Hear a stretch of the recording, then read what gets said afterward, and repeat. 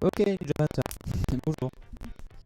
Alors, le sujet du jour, ça va être Vexlan, c'est marqué dans le titre. Vexlan, c'est une techno super importante dans le domaine data center notamment, mais on commence à le voir apparaître dans le campus aussi. Jusque-là, on a plutôt vu les techno-campus, on a vu du multicast, on a vu les architectures de tiers 3 tiers, ce genre de choses. OSPF aussi. C'est des choses qui sont assez génériques pour ça. Là, on va rentrer dans quelque chose d'un tout petit peu plus niche, même si aujourd'hui ça reste hyper répandu. C'est donc Vexlan. Euh, Avant de voir Vexlan, en fait, j'aimerais bien qu'on regarde un petit peu les architectures data center modernes, notamment ce qu'on appelle Spinleaf. Je vais reprendre mes notes parce que pour une fois j'ai un peu préparé le stream. Donc ça devrait être légèrement plus fluide, mais encore une fois, c'est pas un cours, hein, c'est plus une discussion et des recherches, etc. qu'on va faire ensemble. Alors, je vais tout de suite mettre ma tablette. Qu'est-ce que c'est que cette musique encore? Oh, c'est libre de droit, des fois. Bon, ok, voilà la tablette.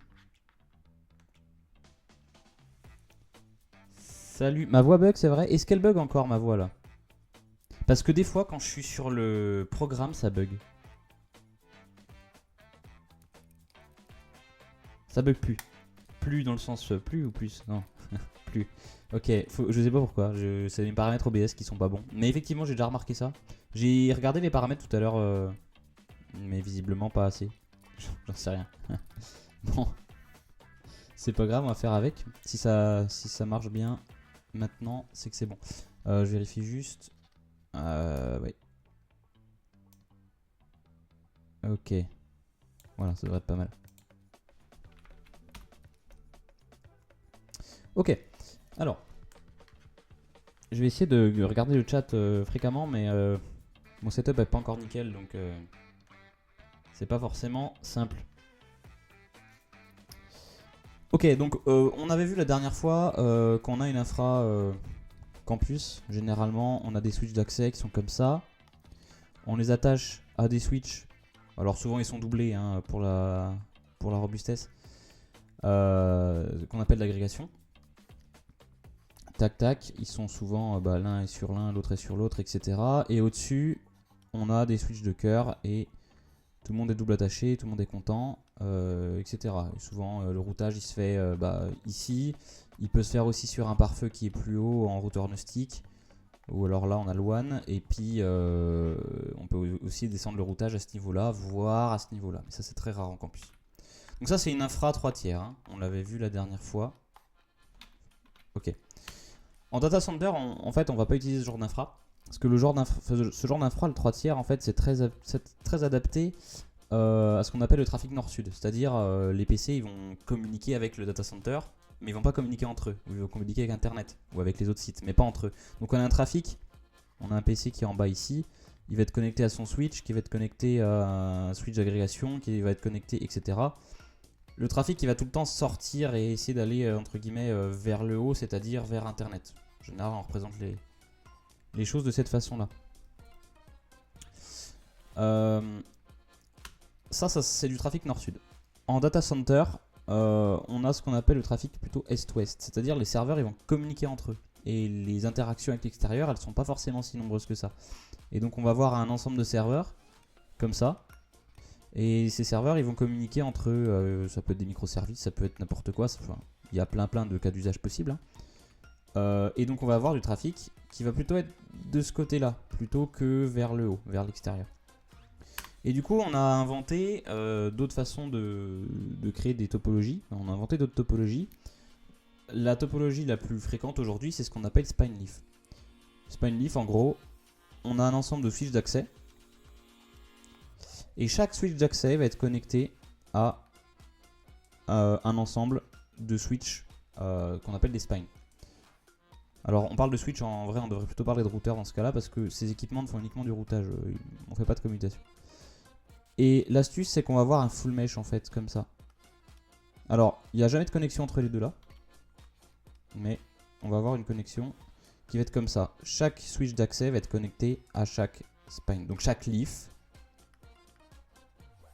va être connecté à chaque spine. Et en fait, l'idée derrière ça, c'est qu'il y a toujours le même nombre de sauts pour passer d'un serveur à l'autre. Si on a un serveur ici, puis un serveur ici, 1, 2 sauts. Si on veut communiquer avec un serveur qui est là depuis ici, et ben on peut passer, on a 2 chemins à chaque fois ici. Un saut, 2 sauts. Tout le temps. Et c'est pour ça que ça s'appelle ici du close 3. Parce qu'en fait, je dis 2 sauts, mais en vrai, il y a 1, 2, 3. Donc bon, il y a 2 liens ici, mais voilà, il y a 3 équipements à traverser. Close 3, on a aussi du close 5, quand on rajoute encore une couche au-dessus, mais peu importe. Close, c'est le nom du gars qui a inventé ça il y a très longtemps. Ce genre de topologie. On va regarder vite fait. Close 3. Qu'est-ce que c'est que ça? Network. Réseau Close. Réseau communauté à plusieurs niveaux. Ouais, voilà, 1952. Charles Close. Donc Bell, ils ont un peu inventé le réseau. Hein. Ils ont fait vraiment beaucoup de choses. Voilà, 1952, ils ont inventé ce genre de choses là. Donc une architecture Close. On va pas rentrer forcément dans le détail. Aujourd'hui, c'est extrêmement utilisé. L'avantage en fait, derrière ça, pourquoi on fait ça, c'est que d'une part, ça facilite le trafic est-ouest, mais aussi c'est hyper scalable. C'est-à-dire que ça passe à l'échelle super bien. Si là, je rajoute une leaf, c'est-à-dire un switch ou un routeur d'accès, il suffit de tirer 2 câbles et il est raccordé à l'infra. Et on ne remet pas en question la topologie. On remet pas en question la capacité qu'on doit, la capacité des liens. On crée pas de goulot d'étranglement en faisant ça. À l'inverse, si on essayait de chaîner comme ça nos switches n'importe comment, on créerait des goulots d'étranglement. En modèle 3 tiers, on peut aussi créer des goulots d'étranglement si on fait n'importe comment. Mais là, on a un trafic est-ouest qui peut passer à l'échelle. Alors pas à l'infini évidemment. C'est pour ça que des fois, on prend ça. Je vais essayer de faire une dinguerie là. On prend ça, copier, coller, et puis et on va rajouter des spines au-dessus. Mettons, on rajoute 2 spines là et on va connecter encore une fois en chaque spine à chaque super spine. Touk, touk, touk et touk. Et là, bim. Alors à chaque fois, on double au moins le nombre de spines. Généralement, c'est 2 comme ça. Pour des questions évidemment de redondance. Comme on est sur quelque chose qui est routé, il n'y a aucun problème de boucle. Les 2 liens peuvent être actifs en même temps éventuellement si on veut faire de l'ECMP. C'est pas une obligation, je sais pas ce qui se fait en DC en vrai. Et après, quel protocole de routage on va mettre en place, ça va dépendre de ce qu'on veut faire. Et ce qu'on veut faire justement, on va en parler. La forme la plus simple de la fabrique, c'est une fabrique avec simplement un plan d'adressage IP simple. On a un ensemble de serveurs et on peut dire que on va avoir un réseau ici, un réseau ici, un réseau ici, un réseau ici, etc. Et chacun de ces réseaux va être annoncé au reste du monde. Donc, donc ce routeur-là va annoncer son réseau ou ses réseaux aux spines qui vont les annoncer en retour aux différentes leafs. Ça c'est un truc hyper simple. Alors ceux qui ont déjà fait du DC sauront que en vrai on fait pas ça. En vrai il n'y a pas des réseaux qui sont attachés directement ici. Les réseaux ils sont virtualisés etc. On y viendra après. Donc là je parle pas d'overlay de underlay en fait, c'est ça que je veux dire. Mais dans la façon la plus simple on peut très bien imaginer un ensemble de réseaux d'accès qui sont ici et un ensemble de réseaux d'interco qui sont entre les spines et les leafs qui permettent d'annoncer ces réseaux d'accès. C'est très scalable, ça marche très bien. Quel protocole de routage? On peut très bien imaginer de l'OSPF avec des stubs ici. Voilà. On aurait 1 ou 2 zones OSPF, peu importe.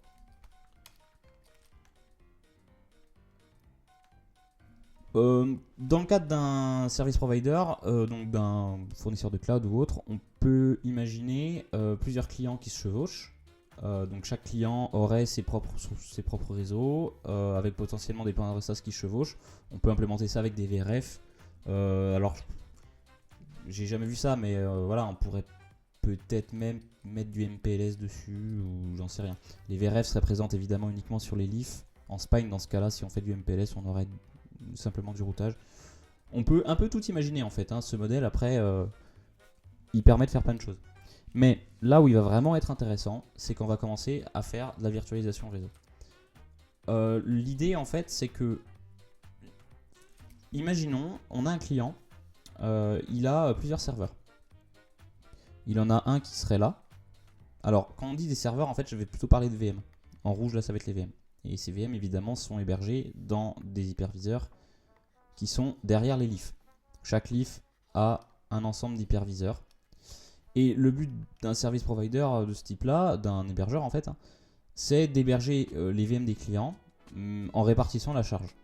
Donc on a un ensemble de serveurs dispo avec des ressources, plus ou moins de ressources, et on va répartir les VM des différents clients à la volée. Et le but d'un cloud, c'est que tout ça soit hyper facilement provisionnable, automatisé, etc. etc. Donc on a un ensemble de VM. Donc au début, mettons, le client il a 2 VM dans cet hyperviseur. Bon, c'est très simple. Le trafic réseau entre les 2 VM se fait à l'intérieur de l'hyperviseur. C'est géré par la stack Linux, si c'est du Linux. Il n'y a pas de difficulté particulière. Si c'est dans le même réseau, en tout cas. Si par contre, on commence à répartir la charge et le client il a une VM qui se retrouve ici, là on va avoir un problème. Soit cette VM elle devra avoir un réseau différent. Dans le cas qu'on disait tout à l'heure, chaque leaf aurait son propre réseau ou ses propres réseaux qu'elle annonce. Mais là le problème c'est qu'on a un réseau, enfin ça veut dire que cette VM elle serait pas dans le même réseau qu'ici, mais le client lui il s'en fout. Si sa VM elle bouge, on va pas envoyer un mail au client en disant il faudra que tu changes l'IP de tes VM. Ça n'a aucun sens. Ça on peut pas le faire. Et donc en fait il faut fournir au client un réseau virtuel pour que, on va dire ça c'est le réseau, toutes ces VM soient connectées au même réseau virtuel. Quand je parle de réseau, on parle autant de L2 que de L3. Donc éventuellement des services L2 et des services L3. Donc connectivité IP, les VM sont dans le même réseau IP, et éventuellement des services L3. S'il y a du broadcast à faire, s'il y a du multicast à faire, des services L2 pardon.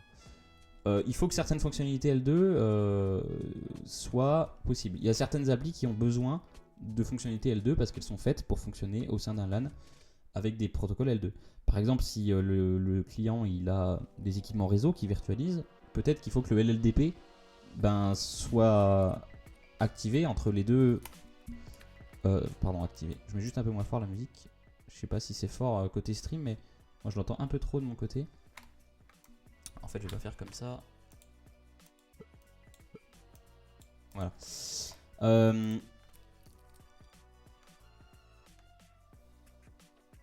Ok. Il faut que les services L2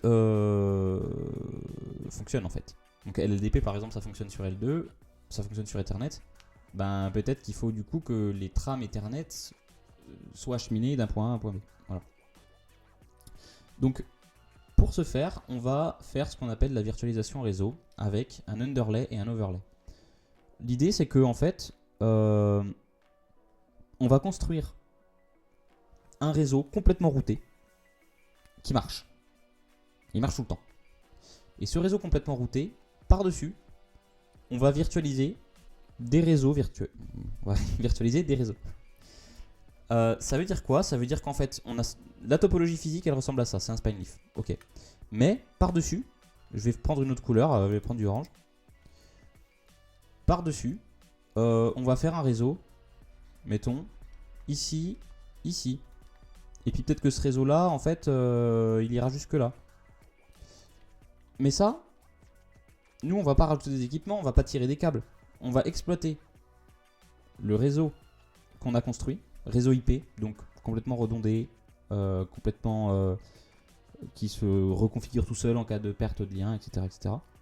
Et par-dessus, on va déployer les services qu'on veut. Donc ça peut être un service de connectivité L3, L2 ou n'importe quoi. Et en fait, l'idée, c'est que virtuellement, ouais, il y aurait un câble entre ces deux équipements-là. On peut voir ça comme ça, avec un VLAN qui existe des deux côtés. Mais dans les faits, en réalité, ça passe par les spines et ça passe par un réseau IP. C'est juste que la trame qu'on va envoyer là, à destination d'ici, en fait, on va l'encapsuler dans un paquet IP. Et ce paquet IP, il va être routé Alors on va voir comment est-ce qu'on définit l'adresse destination, l'adresse source, etc. Mais ce paquet IP va être routé, et ça veut dire que potentiellement il va prendre ce chemin-là, mais si ce chemin-là il casse, ou il est saturé, j'en sais rien, il va peut-être prendre l'autre chemin à la place. Et ça c'est complètement transparent en fait, d'un point de vue des équipements qui sont là, d'un point de vue des VM. Les VM elles envoient un paquet, et en fait le paquet, ou même la trame que la VM envoie, elle va être encapsulée dans un paquet IP. On va voir en fait que c'est encapsulé dans UDP, mais ça va être encapsulé dans un paquet IP, comme tout tunneling. Ça va être routé quelque part, et ça va redescendre. C'est exactement le principe du VPN. Le VPN, vous envoyez un paquet IP, il va être encapsulé dans un autre paquet IP, soit directement au-dessus d'IP, soit dans un header GRE, soit dans de l'UDP, soit dans du DCP dans le cas des OpenVPN ou NordVPN ou quoi que ce soit. Mais le paquet à l'intérieur, il va pas être changé. Donc le paquet il est capturé entre guillemets, il est mis dans un autre paquet. Cet autre paquet, il va être routable sur internet et il va arriver à destination. Et ensuite il va être décapsulé et le paquet initial va être libéré. Et du coup, c'est comme si on avait une connexion directe entre les deux. Le réseau à l'intérieur est incapable de savoir tout ce qui s'est passé en fait sur internet. Tout ce qui s'est passé pendant que ce paquet-là était encapsulé et transporté. Là c'est pareil en fait, c'est simplement du tuning, c'est de l'encapsulation. Et donc on va permettre à nos clients de construire des réseaux potentiellement répartis sur toutes les LIF, mais à convenance du client. On fait ce qu'on veut en fait. Si le client il veut 4 réseaux L2, et on va lui mettre à disposition 4 réseaux L2 cloisonnés entre eux qui vont s'appuyer sur cette infrastructure. Évidemment, on veut que ce soit scalable, on veut que tout soit automatisable, etc., etc. Donc en fait on abstrait la topologie physique, c'est ça qui est super important. Et en abstrayant la topologie physique et en fabriquant un réseau virtuel simplement avec du paramétrage et on va le voir, mais des protocoles, on va pouvoir générer des réseaux virtuels à la demande, à la volée, de façon plus ou moins optimisée. Je dis plus ou moins parce qu'on a plusieurs façons de faire et on va voir un peu crescendo les façons qu'on va avoir pour optimiser tout ça. Et on peut créer autant de topologies logiques différentes qu'on veut. On peut avoir un client qui va avoir juste un petit réseau avec 2 VM, ou alors on va avoir par-dessus, à côté, parallèlement, dans un univers parallèle en fait, un autre client qui va avoir un gros réseau, etc. Mais tout ça se basera sur la même architecture physique.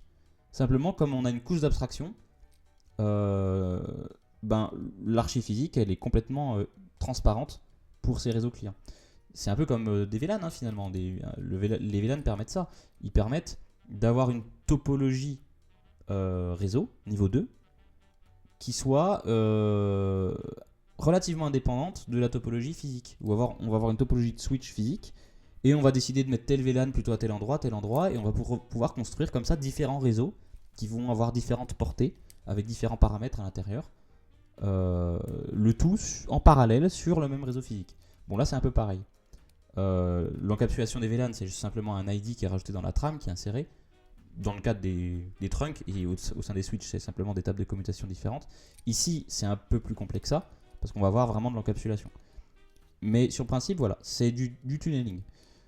Du tunneling, on peut faire point à point, mais là le but c'est bien de faire du point à multipoint. Donc on veut interconnecter tout un ensemble de serveurs entre eux en se basant sur une topologie qui généralement est en spine-leaf. C'est pas une obligation. On peut faire du VXLAN sur une topologie arbitraire. Néanmoins, généralement, ce qui est mis en place, c'est du spine-leaf, pour les raisons que j'ai évoquées tout à l'heure. Est-ce qu'il y a des questions ? Je pense que les gens qui regardent sont meilleurs que moi, en fait. Mais ok, on verra. Pour l'instant, il n'y a pas de... Ça rame à mort. Ah oui, non, ça c'était tout à l'heure.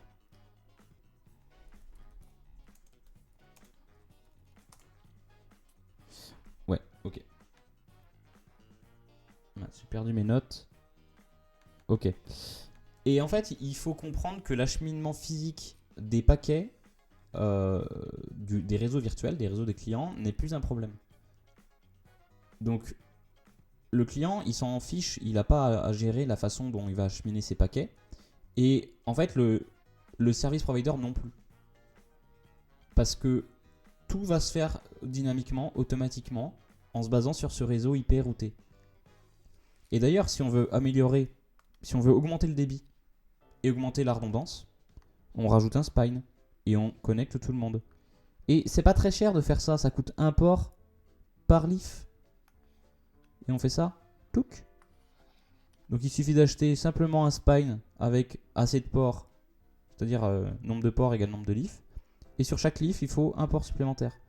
Et bim, on réannonce nos réseaux à ce nouveau spine qui informe les autres leafs de sa capacité à les joindre. Et c'est terminé.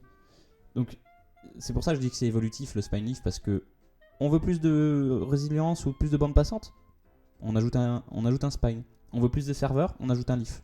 Et on peut grossir comme ça. Voilà. Ça c'est la base. Voilà, on a vu le spine leaf. Et on a vu, on a commencé à voir la notion d'underlay et d'overlay, qui nous permet en fait d'abstraire le réseau physique pour créer des réseaux virtuels par-dessus.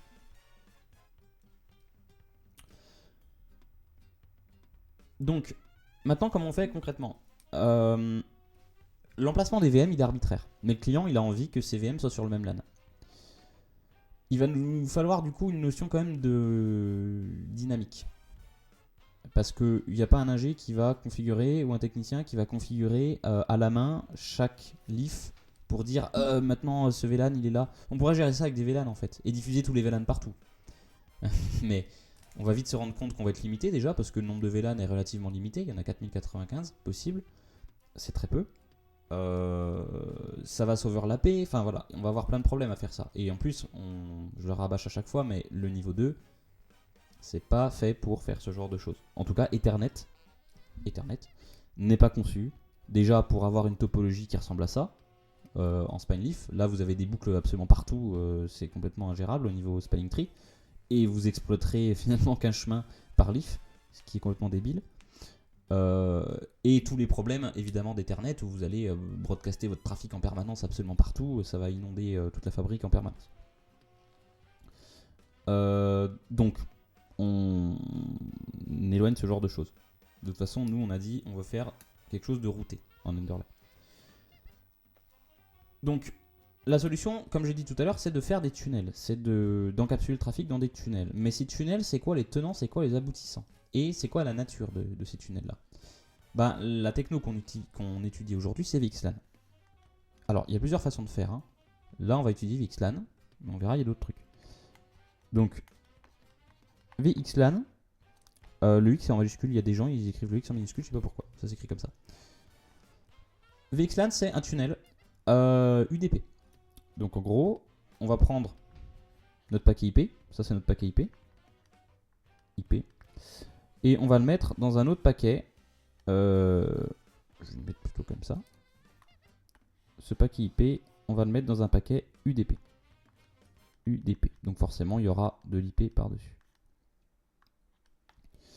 Donc, pour bien se rendre compte, mettons, ici on a un serveur web, puis ici on a une application cliente. L'application cliente, elle fait une requête HTTP au serveur web. Elle est au courant de rien. Donc sa stack, ça va être Ethernet.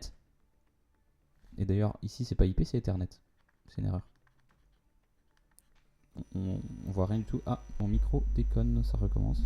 Désolé. Je vais couper le son un instant parce que ça risque d'être compliqué.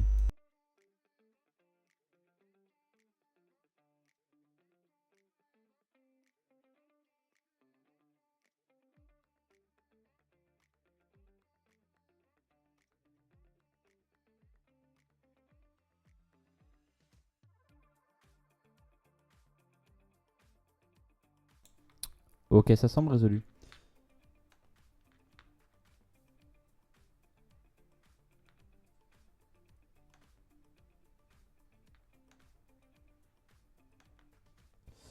Yes. Je refais mon schéma là.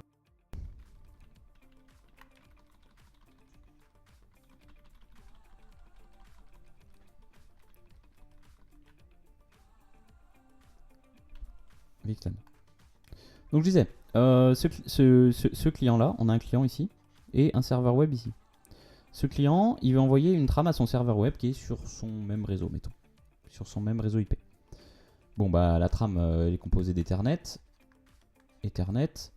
Ensuite, il y a un paquet IP à l'intérieur, un paquet TCP sur le port 80 et du HTTP. Classique. Ça, c'est ce qu'on fait tous les jours. Hein. Je vais effacer Clos.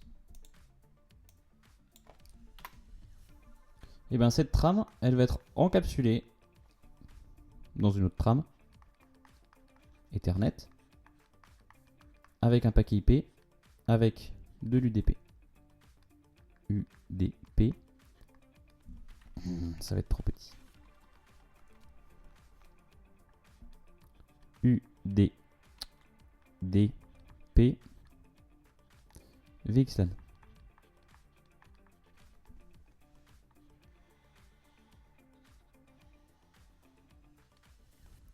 Donc, la trame, elle est capturée, elle est placée dans un datagramme VXLAN. On va voir en quoi il consiste, mais c'est pas très compliqué. Il va être acheminé parce que comme c'est un paquet IP, il est routable. Et en fait, l'IP destination, ben, vous avez compris, hein, c'est l'IP de ce truc-là. Donc la trame Ethernet, elle va changer à chaque saut, et évidemment, la trame UDP et VXLAN ne va pas changer. Quand ça arrive sur la destination, ben, la destination, elle va regarder ce qu'il y a dans l'UDP, elle va voir que c'est du VXLAN, elle va lire des informations, on verra ce que c'est plus tard, et elle va pouvoir décapsuler la trame initiale à destination de la VM. Et la VM, elle va voir une trame arriver avec un champ Ethernet, enfin une en-tête Ethernet, MAC source, MAC destination, éventuellement un VLAN ID, un paquet IP à l'intérieur, du TCP, de l'HTTP, et tout le monde est content. Et c'est comme si on avait vraiment ces deux VM qui étaient sur le même réseau, ce que j'ai tracé en rouge là finalement. Ok, donc c'est simplement de l'encapsulation finalement d'Ethernet dans IP. Jusque-là, il n'y a rien de très nouveau, c'est le principe d'un L2VPN. C'est-à-dire on prend une trame, on l'encapsule dans de l'IP et d'autres choses éventuellement au-dessus, pour faire un peu de contrôle, et on la livre à destination. Et les deux machines peuvent se parler. C'est vraiment le principe d'un VPN. Sauf que la force de VXLAN, c'est qu'on va pouvoir avoir une certaine forme d'automatisation derrière, et surtout une forme on va se débrouiller pour que on puisse faire du point à multipoint très facilement sans avoir besoin de configurer quoi que ce soit. Pour ça, il y a plusieurs façons de faire. Et là, on entre dans des choses plutôt intéressantes. Et il faut que je reprenne mes notes parce que j'ai pas envie de dire n'importe quoi. En fait, le gros souci de VXLAN, c'est comment on sait où envoyer la trame. Donc, je reprends mon exemple. Il y a mon client web. Il a fait une requête HTTP à destination d'un serveur web dont il connaît l'IP, elle est dans son réseau d'ailleurs, dont il a résolu l'adresse MAC grâce à ARP. Ça, on peut se poser la question aussi comment il a fait, mais on va y répondre. La requête, elle sort. Elle est interceptée par cet équipement. Cet équipement est un peu bizarre parce qu'en fait, il fait office de switch du point de vue de la VM. Mais on a dit tout à l'heure que c'était un routeur, et un routeur qui participe à l'underlay d'ailleurs. Donc oui, cet équipement a un positionnement très bizarre, et il a plein de noms. C'est à la fois un switch, c'est à la fois un routeur, et c'est à la fois ce qu'on appelle un VTEP. VTEP, Virtual... je sais pas quoi, endpoint. VTEP, ça veut dire quoi? Oh là. Ça veut dire quoi VTEP?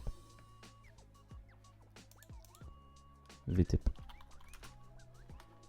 Qu'est-ce que c'est? Vendredi, tout est permis.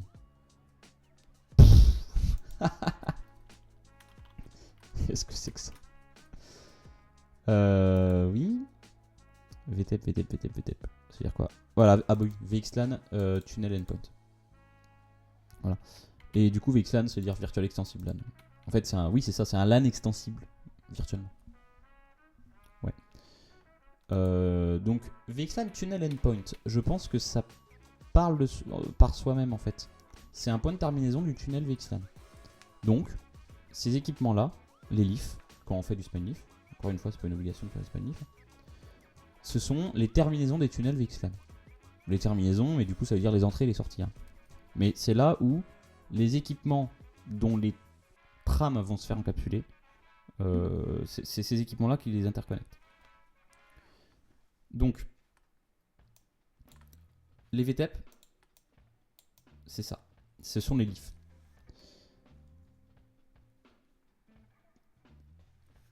Donc ces équipements permettent l'entrée dans le monde VXLAN. Donc ces équipements permettent de fabriquer des réseaux virtuels en se basant sur l'underlay bien physique et routé. Maintenant, du coup, comment déterminer le VTEP de sortie? Quand un PC parle, là le PC, le client HTTP, il envoie sa trame à destination du coup d'une adresse MAC donnée. Comment est-ce qu'on sait, comment est-ce que ce VTEP sait à quel autre VTEP l'envoyer? C'est-à-dire comment déterminer l'adresse IP destination du paquet VXLAN. Et bien là, il y a plusieurs façons de faire. La façon la plus simple et la plus stupide, c'est de le faire à la main. De dire, ben voilà la liste des VTEP. Et du coup, tu vas envoyer tes trames potentiellement à tous les VTEP. Je dois préciser quelque chose ici que j'ai pas précisé. On peut avoir évidemment plusieurs, on va dire, réseaux VXLAN différents. De la même manière qu'on a plusieurs VLAN, on peut avoir plusieurs VXLAN. Alors, je ne vais pas faire la comparaison vraiment trop avec les VLAN parce que c'est quand même très différent.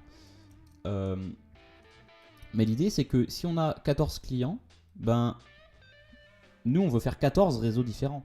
Et peut-être que chaque client, il a lui-même plusieurs réseaux différents, plusieurs LAN différents. À chaque LAN va correspondre ce qu'on appelle une VNI. VNI. Je sais pas ce que ça veut dire, on s'en fout. Une VNI, c'est un identifiant qui va permettre de comprendre, de faire le lien entre ces différents réseaux, enfin pas entre ces différents réseaux virtuels, de faire le lien au sein de notre fabrique entre les différents VTEP d'un réseau particulier, d'un réseau virtualisé particulier. Donc, ici on a un réseau entre notre serveur web et client web. Et bien ce tuyau qui va être positionné ici, c'est une VNI. Si maintenant le même client a un autre LAN avec un autre plan IP, etc., ça sera une autre VNI. Si maintenant il y a un autre client qui arrive avec son propre réseau, ça sera encore une VNI. Et à chaque VNI correspond du coup un identifiant, un numéro. Contrairement au VLAN où on est limité à 4095, parce que c'est sur je sais plus 12 bits je crois, avec VXLAN on a beaucoup plus de possibilités. Je crois qu'on en a 16 millions, il me semble. Ça fait beaucoup de bits.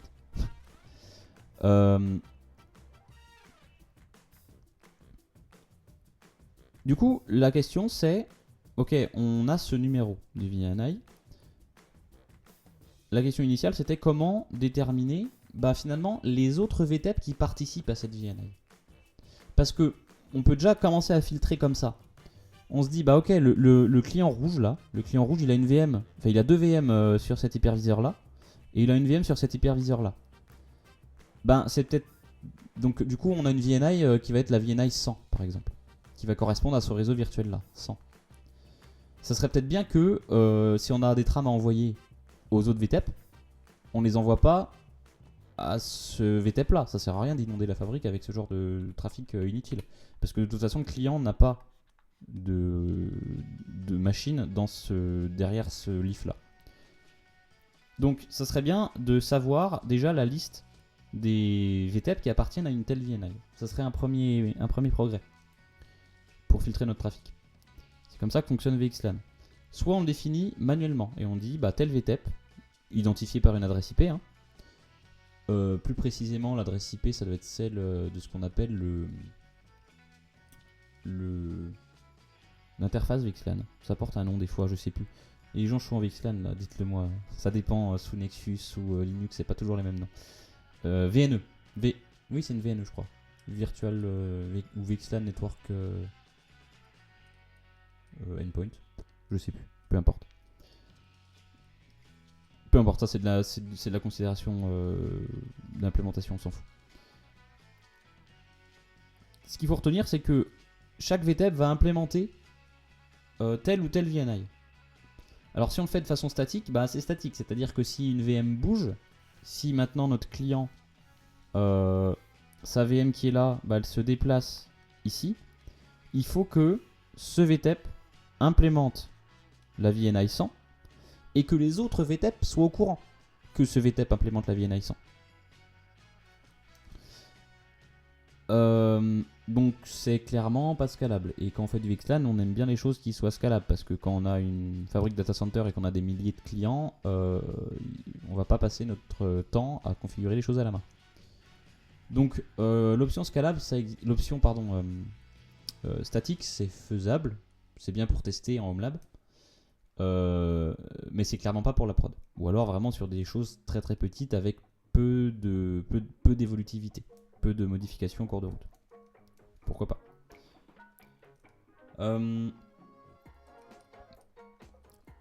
Avant de passer aux autres façons qu'on a d'apprendre quel VTEP implémente quel VNI, on peut se poser la question des différents types de trafic qu'on va devoir faire transiter. En fait, la question de à quel VTEP je dois l'envoyer, elle se pose quand on ne connaît pas de base la destination du trafic. Quand on se dit, bah ok, ce trafic appartient à tel VNI parce qu'il est issu d'un VLAN ici qui a été mappé. En vrai, ici, à ce niveau-là, il y a un mappage qui est fait entre un VLAN local et une VNI. Hein. Donc on sait à quel VLAN appartient la trame, ça c'est normal, on est sur un switch. Et on sait à quel VNI du coup appartient la trame, et donc le paquet VXLAN, parce qu'on est sur un VTEP sur lequel on a fait un mapping.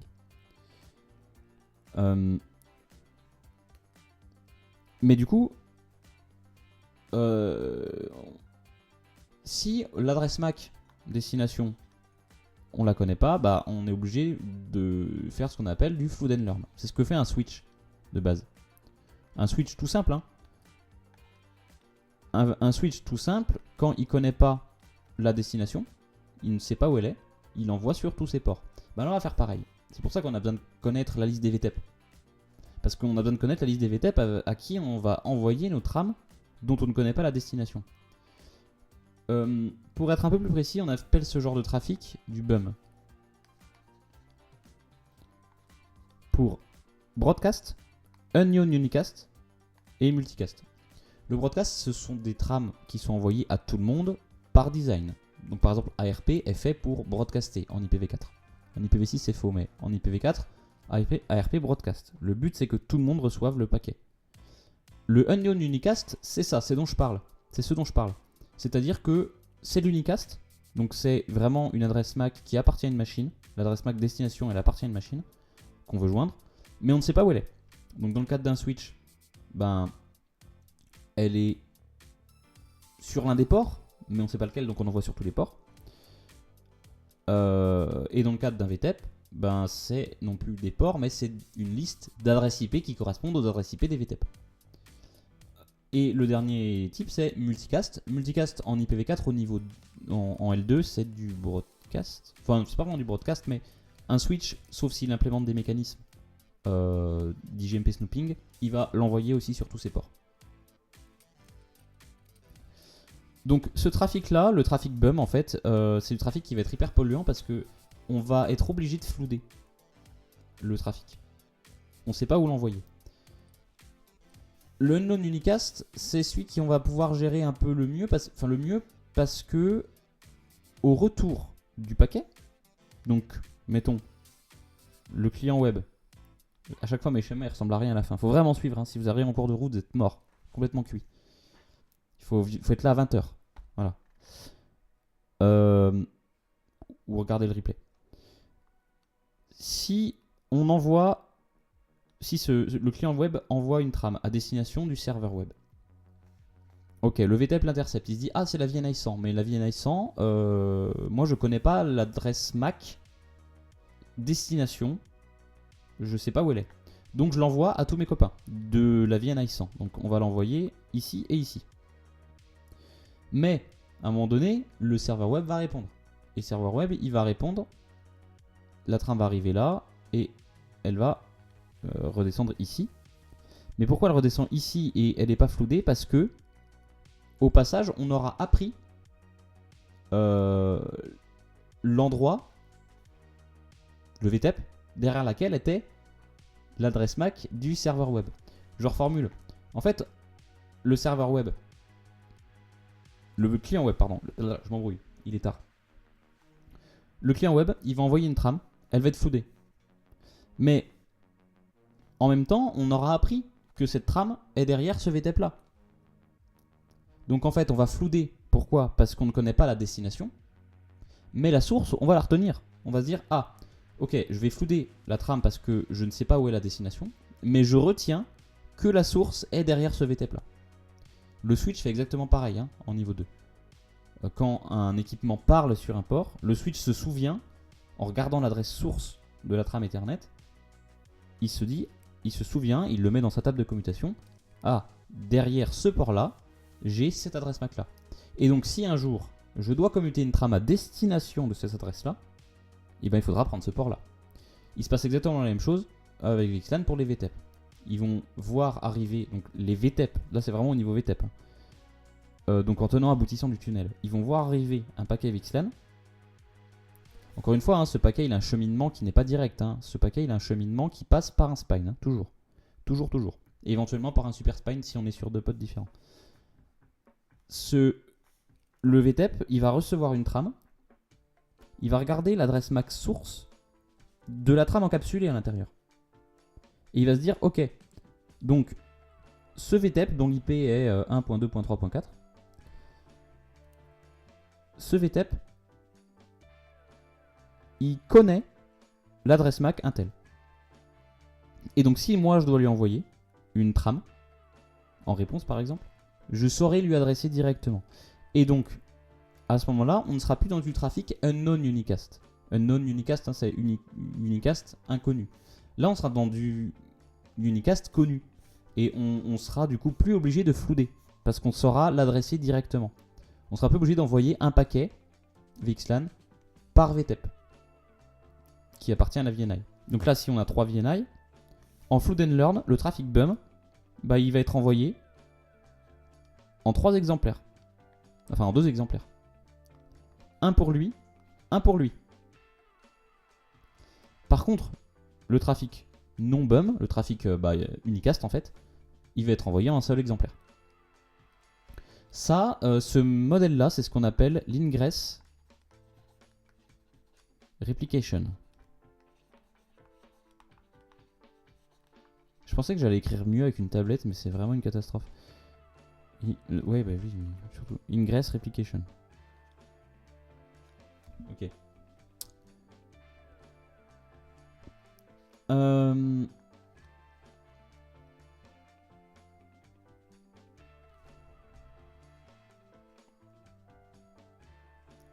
Donc ça c'est un peu nul parce qu'on va être obligé de flouder, on va être obligé de rentrer des choses à la main. Mais on a ici la base. On est sur un fonctionnement qui est très proche des switches en fait. Donc pour des petits réseaux ça peut marcher. Pas trop de problème. Faut juste, de la même manière que quand on utilise des VLAN, on doit configurer chaque switch pour lui faire participer à ce VLAN là en déclarant le VLAN dans le switch, c'est-à-dire créer une table de commutation avec un ID et en autorisant ce VLAN ID sur les trunks et éventuellement en le mettant en accès sur des ports d'accès. Et bien en VXLAN on a un peu la même chose, c'est-à-dire qu'il faut faire participer chaque VTEP à la VNI en la configurant. Mais contrairement au switch, avec les VLAN, là les VTEP ont besoin de connaître la liste des VTEP qui font partie de cette VNI là. Parce que avec des VLAN, on n'a pas besoin. Les switches, ils n'ont pas besoin de connaître les autres switches. Là, comme on est sur de l'IP, on a besoin de connaître la liste des autres routeurs qui vont participer à cette VNI là. Je dis routeur, switch, là c'est pas que c'est la même chose, c'est que toutes les fonctions sont implémentées. C'est des routeurs au sens de l'underlay, ce sont des clients et des serveurs entre gros guillemets VXLAN, c'est-à-dire ils sont capables de parler sur UDP, enfin même au-dessus d'UDP avec le protocole VXLAN, qui sont en client et serveur VXLAN, et ils sont switch aussi, vrai switch. Ils ont vraiment 3 fonctions ces équipements-là, et peut-être même encore d'autres des fois. Des fois on fait carrément descendre le VTEP sur l'hyperviseur dans certains cas, surtout quand on est sur du Linux. Alors évidemment avec des choses comme VMware ou des Hyper-V, j'en parle pas. Parce qu'il y a des gens qui font enfin bon bref. Euh, c'est plus compliqué, voire impossible, mais sous Linux avec les bons paquets, on peut faire ça sans trop de problème. Je laisserai les gens qui savent faire expliquer ça, mais voilà. Ça se fait très très bien. Typiquement, quand nos hyperviseurs c'est du KVM comme chez tous les professionnels, le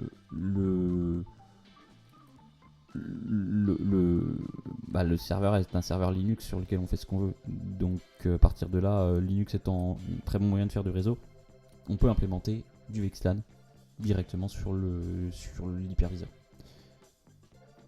Ce qui facilite la vie parce que les leafs ne sont plus que des routeurs. Et du coup c'est super efficace.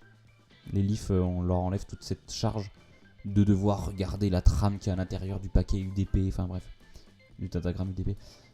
Là, les leafs, elles peuvent bourriner, c'est juste du routage, rien de plus que du routage. Mais bon, voilà, le positionnement du VTAP, il diffère en fait. Le VTAP, par contre, il est jamais sur le spine. Hein. Le spine, il est vraiment uniquement en underlay. Il est visible que dans l'underlay.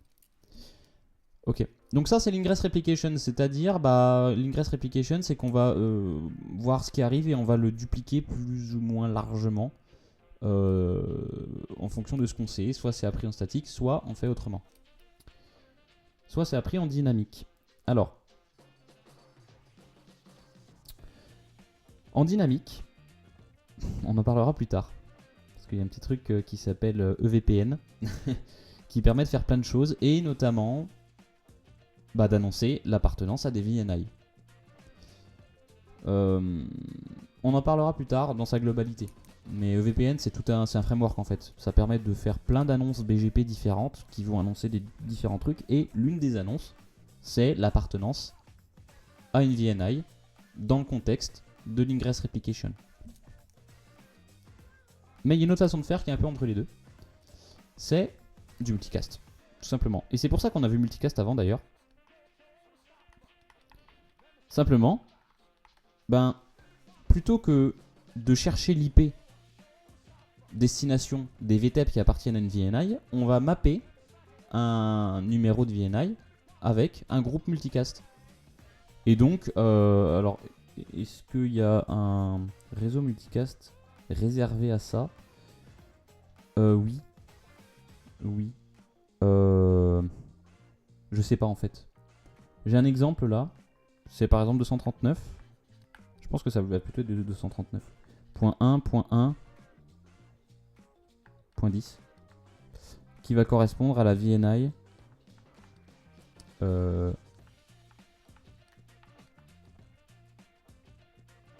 voilà 100.0.10. Alors du coup comment c'est mappé? Est-ce que c'est un mappage manuel ou est-ce que c'est un truc automatique? En vrai j'en sais rien, j'ai jamais fait. Je suis pas bon en pratique en lab. Enfin j'ai jamais eu besoin d'en faire en fait pour l'instant beaucoup, en tout cas en multicast. J'ai déjà fait du VXLAN mais pas en multicast. Parce qu'aujourd'hui la vraie façon de faire c'est de le VPN. Enfin la façon de faire la plus populaire et flexible c'est le VPN. Et la plus optimisée.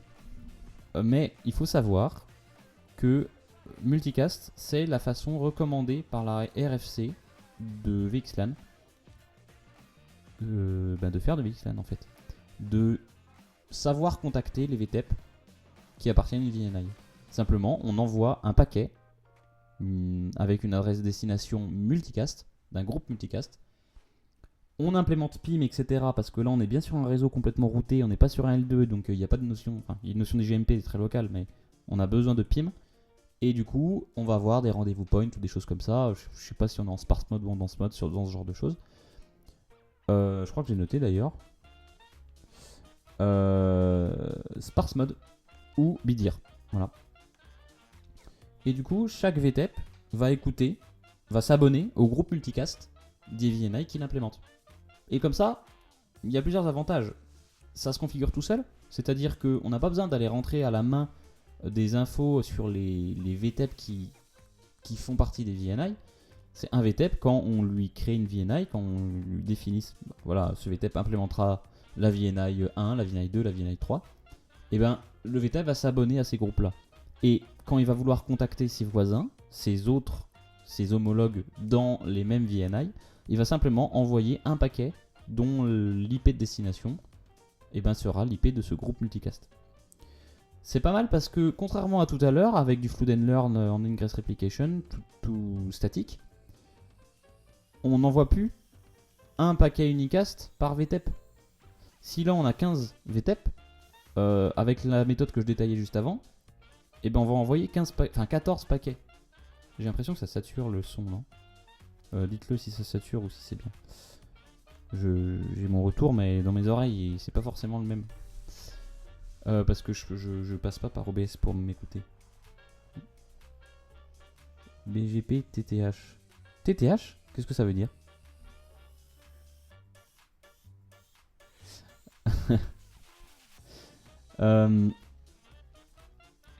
Donc ça, c'est du multicast.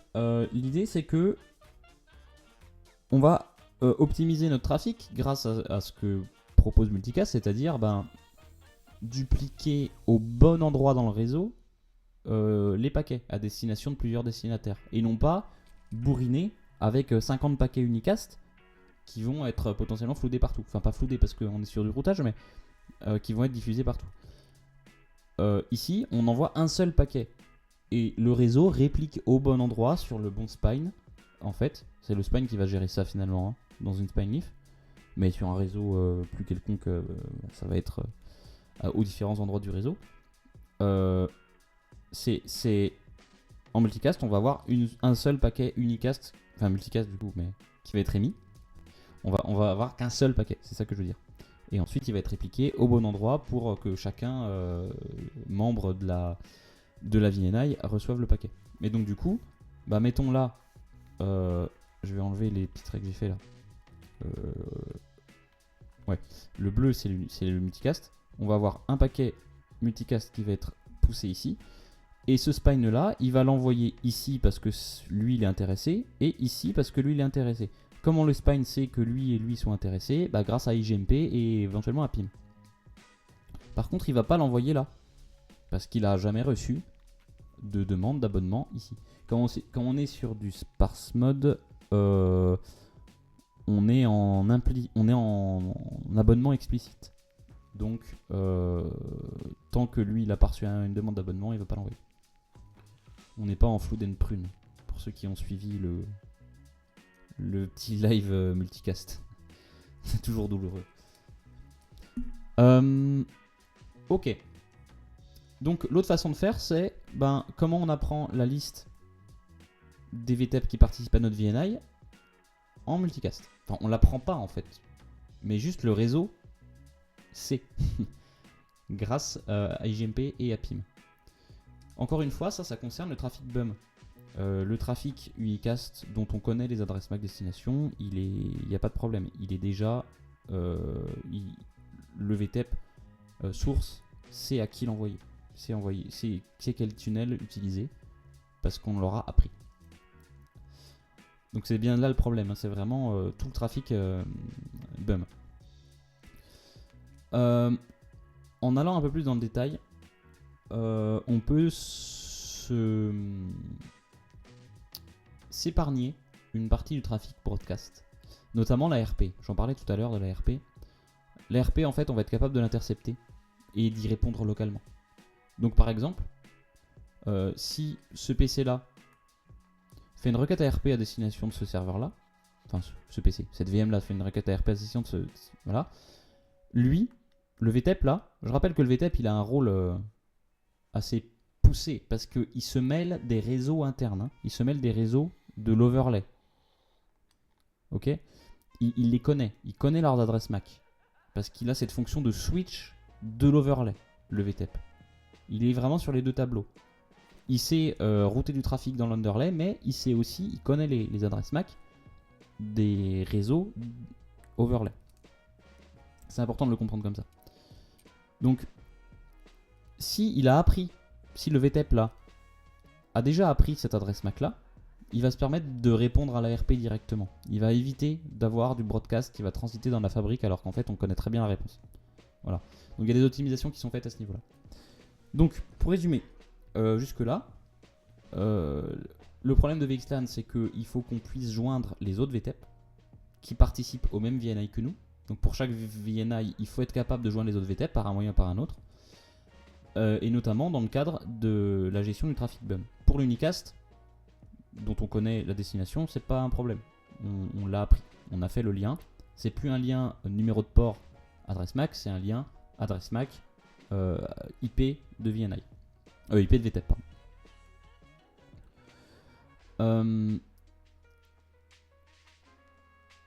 Donc soit on le fait de façon statique, soit on tire parti de multicast, soit on tire parti de VPN. Et on va peut-être rentrer un peu plus dans le détail de ça. Je sais pas si j'ai des choses avant à rappeler. Oui, donc le réseau multicast, c'est bien 239.0.0.0/8. Mais après, est-ce que la VNI est mappée automatiquement ou est-ce qu'il faut le faire à la main? Je ne sais pas. Voilà. Le rendez-vous point est typiquement un spine. Ça, je l'ai dit tout à l'heure. Évidemment, faut avoir plusieurs rendez-vous point. Bon, je vais pas refaire un truc sur le multicast. On a la possibilité de faire de l'anycast RP. Et ça, j'ai noté, hein, ça c'est mes notes, ça devient le bordel quand on multi-home les leafs, car les arbres RP deviennent inconsistants. Sauf que les leafs sont toujours multi-homés. Ouais, bah ouais, parce que si on choisit de prendre ce chemin-là avec le rendez-vous point, en fait, il est là. C'est pas terrible. Parce que là, en fait, on va envoyer un paquet ici, mais on aurait dû l'envoyer là. Je pense que c'est ça que ça veut dire. Et du coup, dans une fabrique, VXLAN, c'est pas ouf. Quand on fait du multicast. J'ai pas beaucoup de retour d'expérience là-dessus. J'en ai pas en fait. C'est juste de la déduction. Mais on sent que mettre du multicast là-dedans, ça peut devenir très compliqué. De toute façon, c'est toujours très compliqué quand on fait du multicast alors. Donc en fait, il faut un moyen de partager l'info entre les arbres. Et il y a des trucs comme ça, notamment MSDP, Multicast Source Discovery Protocol. Bon, on se complique bien la vie. Alors vous allez me dire que on va se compliquer aussi la vie en faisant de l'EVPN parce qu'on va mettre en place du BGP. Oui, mais en fait en data center du BGP on sait en faire. Donc c'est pas forcément un gros problème. Et donc arrive le roi des rois, le boss du data center. EVPN VXLAN. EVPN VXLAN, ça veut simplement dire qu'on va utiliser du VXLAN, mais en se basant sur le VPN. EVPN, c'est un ensemble de trucs qui vont permettre de monter justement des VPN, donc des tunnels classiques, et Ethernet, donc de niveau 2. Habituellement, les VPN, c'est quand même souvent du niveau 3. Encapsuler de l'Ethernet, c'est toujours touchy, parce qu'étendre des LAN Ethernet, c'est touchy. Parce qu'Ethernet, c'est pas vraiment pas fait pour ça. Mais malgré tout, Ethernet, c'est le standard du marché depuis très longtemps, pour des très bonnes raisons, parce que ça marche très bien en réseau local. Et donc nous, on veut pas changer de protocole L2 quand on décide de faire ce genre de choses. On veut que les serveurs ils continuent de faire de l'Ethernet. Les VM, elles continuent de faire de l'Ethernet. C'est là, c'est présent absolument partout sur tous les équipements du monde. C'est implémenté très très bien, etc. Et c'est vachement fonctionnel. On veut juste se donner le moyen d'étendre des réseaux Ethernet au-dessus de réseaux IP de façon optimisée, de façon scalable, et faire en sorte que ça marche et optimiser le plus possible. EVPN est une réponse à ça. C'est pas la seule. MPLS sait faire ça aussi. Mais en data center, la solution qui est développée depuis les premières RFC datent un petit peu, je ne sais pas 2012, mais depuis 2018, 2019 peut-être, c'est le VPN. EVPN va se baser sur un protocole qui est quand même pas mal du tout, qui s'appelle BGP. On n'en a pas parlé dans les streams encore de BGP parce que c'est un gros morceau. Mais BGP en fait à la base c'est un protocole de routage qui permet d'annoncer des préfixes. C'est un vecteur de distance, donc contrairement au SPF qu'on a vu la dernière fois, il n'y a pas de carto complète. BGP ne connaît pas la carto du réseau, il connaît simplement ce qu'on appelle des rumeurs. C'est du routage par rumeur, c'est-à-dire un voisin, lui a dit que il savait joindre tel réseau. Et ce voisin, peut-être qu'il sait le joindre parce qu'on lui a dit, peut-être que ce réseau est directement connecté. Bon, ça c'est des infos qu'on connaît dans BGP. On connaît à peu près la route vers le réseau destination. Qu'est-ce que c'est que cette musique encore? Il y a des trucs bizarres là. Change de musique avant de devenir zinzin. Ouais, c'est bon, c'est fini. Oula, ping ping. Ah. Pour moi, c'est du statique avec multicast. J'ai des commentaires. Non, avec multicast, pour moi, c'est pas du fabrique parce que. Alors, est-ce que ça veut dire qu'on doit définir. Non, c'est pas du statique dans le sens où on ne doit pas rentrer sur chaque VTEP la liste des autres VTEP de chaque VNI. C'est justement l'adresse de groupe multicast qui va nous permettre ça. Ou alors on parle pas de la même chose. Le boss du data center, SPB fabrique. Je ne connais pas les fabriques SPB. SPB c'est Shortest Path Bridge. C'est une autre proposition en data center qui est notamment implémentée par Extreme Networks qui permet de faire un peu ça mais vraiment niveau 2. J'ai plus du tout le détail en tête de ces trucs là. L'inconvénient, c'est que c'est pas de la RFC, c'est de l'I3E. Et l'I3E, on n'a pas accès au standard. Donc faut payer, c'est chiant. Donc c'est la réponse I3E à cette problématique-là. On peut aller voir très vite fait ce qu'ils disent sur Wikipédia.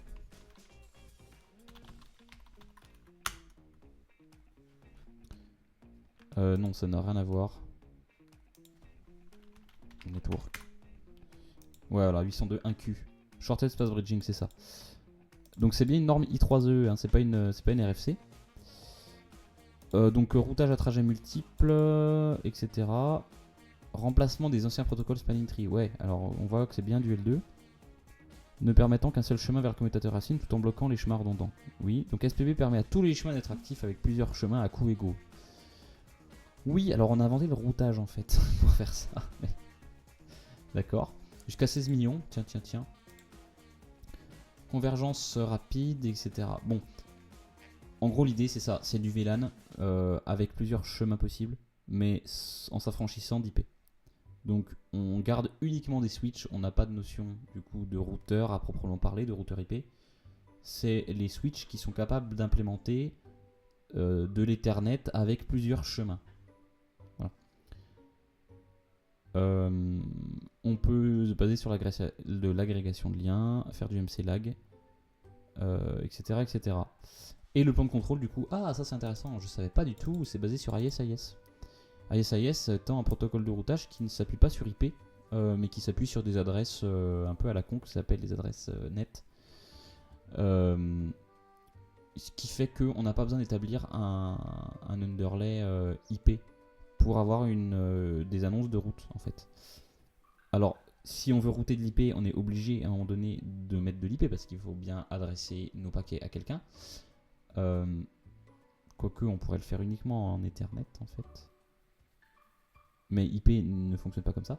Mais du coup, SIS permet effectivement de créer des protocoles de routage qui ne se basent pas sur IP et qui fonctionnent en L2. Voilà. Bref, c'est un autre sujet. Merci pour la suggestion. Ping ping.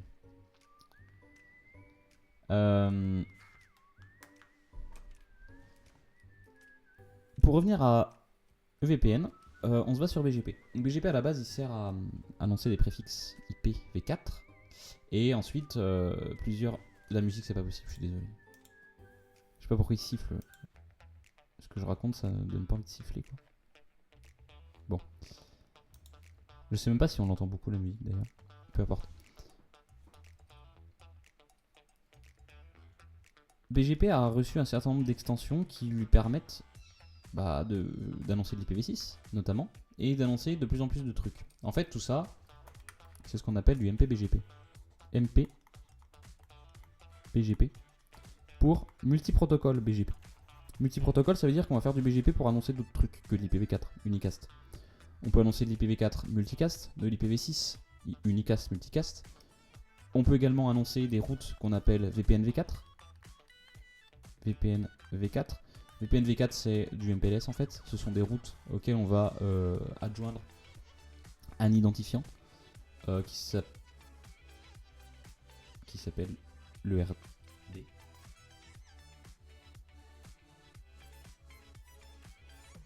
Oui, ça va être ça, je sais plus. Faut que je révise. C'est ok, merci. Il faut que je révise mon MPLS. Mais voilà, en gros, ce sont des routes IP un peu modifiées auxquelles on va ajouter des informations qui vont nous permettre de faire du MPLS. Et on va pouvoir annoncer d'autres trucs. Et parmi ces autres trucs-là, ouais, RD, merci. Parmi ces autres trucs-là, on va être capable d'annoncer des adresses MAC. Et donc là, on n'est plus du tout dans un monde où on va faire du routage IP et on va annoncer des gros réseaux qui vont éventuellement être des agrégats de petits réseaux, etc. C'est plus du tout le but. Là, un VTEP, il va se mettre à annoncer en BGP à ses voisins VTEP des adresses MAC. Et donc, il va être capable, avant même que l'adresse ait essayé de parler sur le réseau, dès que le VTEP l'apprend, parce que le VTEP c'est un switch, donc il va apprendre des adresses MAC, parce que peut-être que la VM elle va parler en interne de l'hyperviseur, éventuellement remonter sur le switch, etc. Pour aller sur un autre hyperviseur du même leaf par exemple. Ou si le VTEP est sur l'hyperviseur, l'hyperviseur lui il va commuter ses propres trames, donc il va prendre la MAC. Et ben il va se dire, ah tiens il y a une MAC, je vais dire à tout le monde que je la connais et que je sais la joindre et dans quelle VNI elle est. Et ça, c'est l'une des choses que permet EVPN.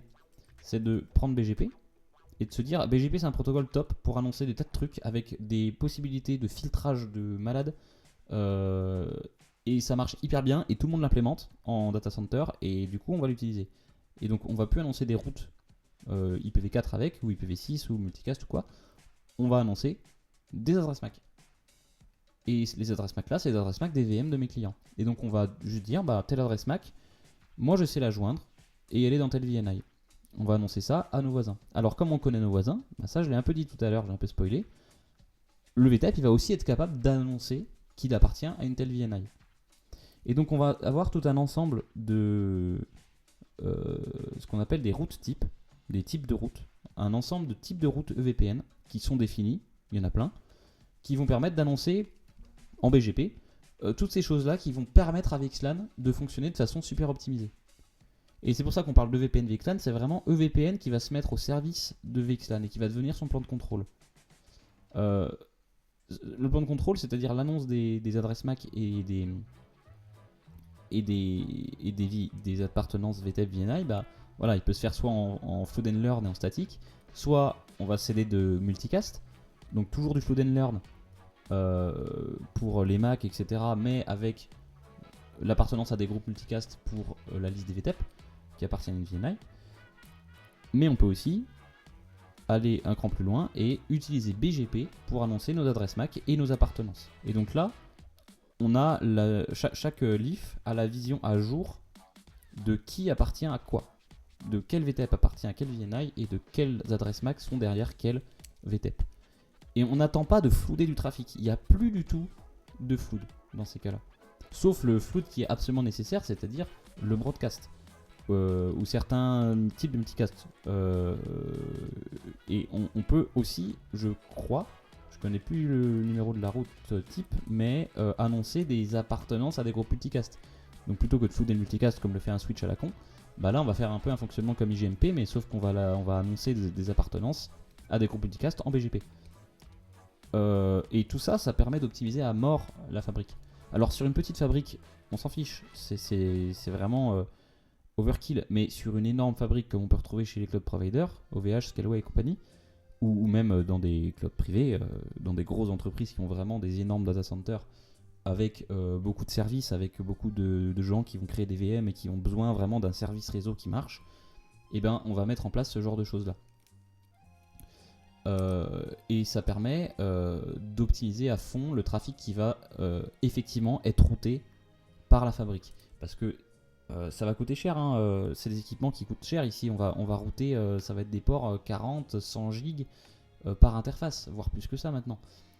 Et donc ça veut dire qu'il y a vraiment beaucoup de trafic qui passe. Alors si on peut éliminer la moitié du trafic, parce qu'en fait la moitié du trafic il est complètement débile, et on aurait pu simplement, en se l'annonçant en amont, s'en débarrasser, se débarrasser de la moitié de ce trafic-là, ben on va le faire en fait. Et oui, c'est un peu plus complexe à configurer parce qu'il faut faire du BGP et voilà.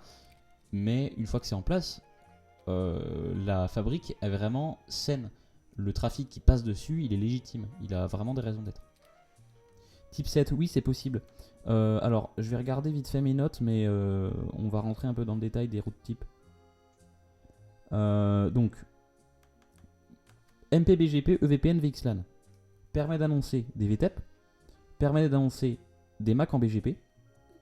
Ça sert principalement à éviter les ARP Flood and Learn des MAC dans la fabrique. Donc là, on n'a plus besoin de flouder les MAC. On les annonce au bon moment et aux bonnes personnes. Alors, on a toujours besoin de multicast ou de routes type 3. Donc, les routes type 3, c'est l'annonce de VTEP. C'est voilà, bonjour, je suis un VTEP et j'implémente tel VNA. Ça, c'est les routes type 3. Le trafic bum haute KRP, oui, on continue d'avoir du trafic un peu à la con, mais on en enlève une grosse partie. En fait, c'est ARP. ARP, il parle tout le temps parce que les caches ARP, ils durent 5 minutes. 5 minutes ou plus, je sais plus, mais il me semble que c'est 5 minutes. Et donc en permanence, si on a des millions de VM, elles vont sans arrêt faire des requêtes ARP dans tous les sens. Et donc il faut absolument que nos VTEP soient des proxys ARP de ces trucs-là. Et donc il faut que les VTEP connaissent les adresses MAC de la fabrique, du moins des VNI qu'ils implémentent, pour pouvoir répondre aux ARP localement et éviter de flouder de l'ARP en permanence. C'est vraiment le gros point noir d'IPv4 ARP sur ce genre de topologie. Parce qu'il y a tellement de VM, Ethernet est tellement pas conçu pour être gros. IP est conçu pour être gros quand on segmente, mais là, je rappelle qu'on justement, le but c'est de faire du L2. Donc c'est de rester au sein d'un même réseau, mais ce même réseau, il est mutualisé avec des millions d'autres réseaux. Et donc le backbone, il doit encaisser tous ces réseaux à la fois. Et c'est pour ça qu'il va se prendre en permanence des ARP, dans tous les sens. Et d'autres trafics broadcast. Et donc on peut vraiment mitiger le problème en annonçant les MAC, ce qui permet de faire de la réponse ARP locale. Donc si on veut faire un petit schéma, parce que j'ai ça dans mes notes, c'est un cas un peu plus concret. On va reprendre 2 PC ici. Ça sera plus simple. Bon, 2 PC, 2 VM en fait. PC1, il va émettre un ARP pour trouver la MAC de PC2. L'IF1, ça c'est l'IF1, va apprendre l'adresse MAC parce que l'IF1 c'est avant tout un switch. L'IF1 envoie l'ARP à tous les VTEP de la VNI, appris en route type 3. Donc mettons ici.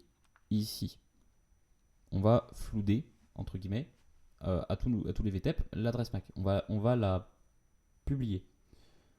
L'IF2 reçoit et transmet à ses hôtes dans la VNI en question. Donc en fait, lui, ça mettons c'est L2 et ça c'est L3. Ah tiens, il y a une nouvelle MAC qui a été apprise. Et ben on va la flouder directement, localement. On va l'envoyer dans notre switch, dans le VLAN qui correspond à la VNI. Je rappelle qu'il y a un mapping entre les deux.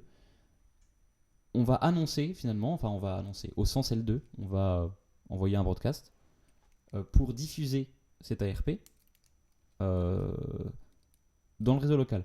Ça, c'est vraiment le même fonctionnement que si on avait un switch ici et on est branché comme ça. Hein.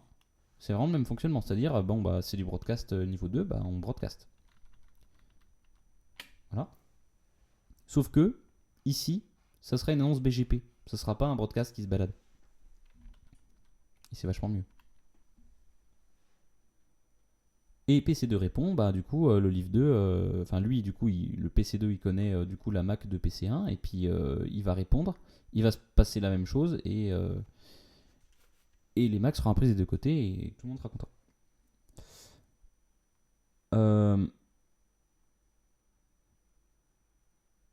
Alors, c'est plus rapide, il n'y a pas de Flood and Learn. Les spines et les livres participent à BGP. Et souvent, on a besoin d'un route reflector car c'est de l'IBGP. Généralement, on fait de l'IBGP. Il y a des gens qui font de l'EBGP en mettant de l'EBGP entre les spines et les leafs. Alors, il y a plusieurs façons de faire. Est-ce qu'on met un numéro d'AS pour tous les spines et un autre pour tous les leafs ou pas? Peu importe, je ne vais pas rentrer dans ces détails d'implémentation qui ont chacun leurs avantages et leurs inconvénients. Mais le plus simple, ça va être d'imaginer de faire de l'IPGP. Donc on a un full mesh qui est nécessaire entre tout ça. Donc généralement, on a besoin d'un route reflector pour éviter d'avoir trop de sessions. Et comme on est des gens prudents, on en a 2. Et donc j'imagine que ces rôles-là sont sur les spines ou éventuellement sur des serveurs dédiés qui seraient peut-être derrière une leaf, j'en sais rien. Que disent les pros? Je ne sais pas.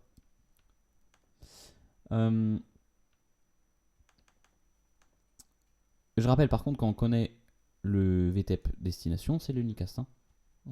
Là, il n'y a pas de trafic unicast tout simple. Voilà. Ok.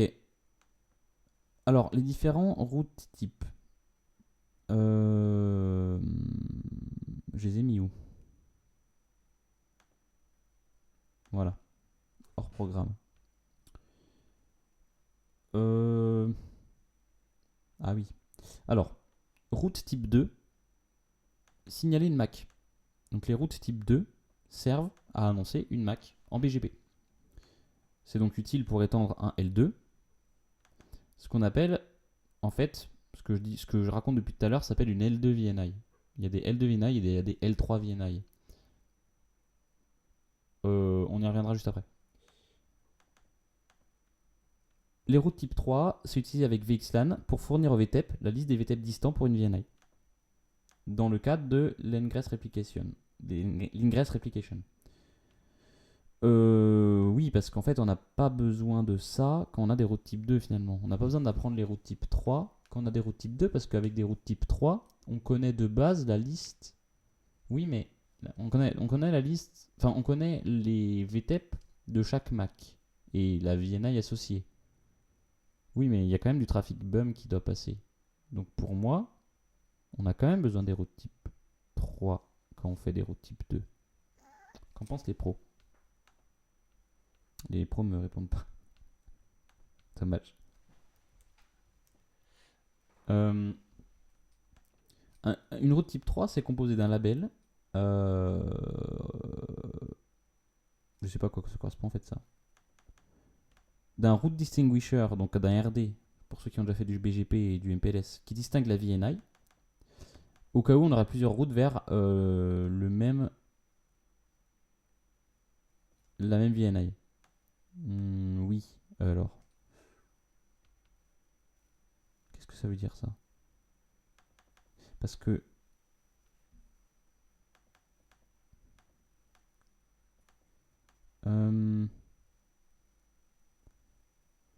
ouais, il y a une façon. En fait, c'est un peu comme MPLS. On a potentiellement plusieurs routes qui se chevauchent, mais qui ne sont pas identiques, et donc il faut les distinguer. Mais là, j'ai l'impression que c'est le cas, mais pour des VNI. Pour moi, des VNI, elles vont pas se chevaucher. Ce sera à creuser ça. En gros, à quoi sert le RD dans un route type 3? Je sais pas bien. Le RT, ça sert à appliquer cette route sur les bons VTEP. Donc ça, c'est le route target. Donc voilà, bon, le route type 3, ce qu'il faut retenir, alors l'implémentation en vrai et les différents champs qu'il y a, je les maîtrise pas du tout. Mais ce qu'il faut retenir, c'est qu'on a des routes type 3 qui permettent d'annoncer la liste des VTEP d'une VNI donnée. On a des routes type 2 qui permettent de signaler une MAC. Ça, c'est utile pour les L2 VNI. On a également les routes type 5 qui permettent d'annoncer des préfixes. Qui permettent donc d'annoncer des réseaux plutôt que des autres. Alors ça, c'est utile dans le cas des L3 VNI. Et ça nous amène à la question, qu'est-ce qu'une L3 VNI? En gros, on va se poser la question suivante. Pour l'instant, on n'étudie que des L2. On n'a pas du tout parlé de routage. Alors, si on va refaire un schéma plus simple parce que là, c'est vraiment pas possible. On a une petite fabrique qui va ressembler à ça.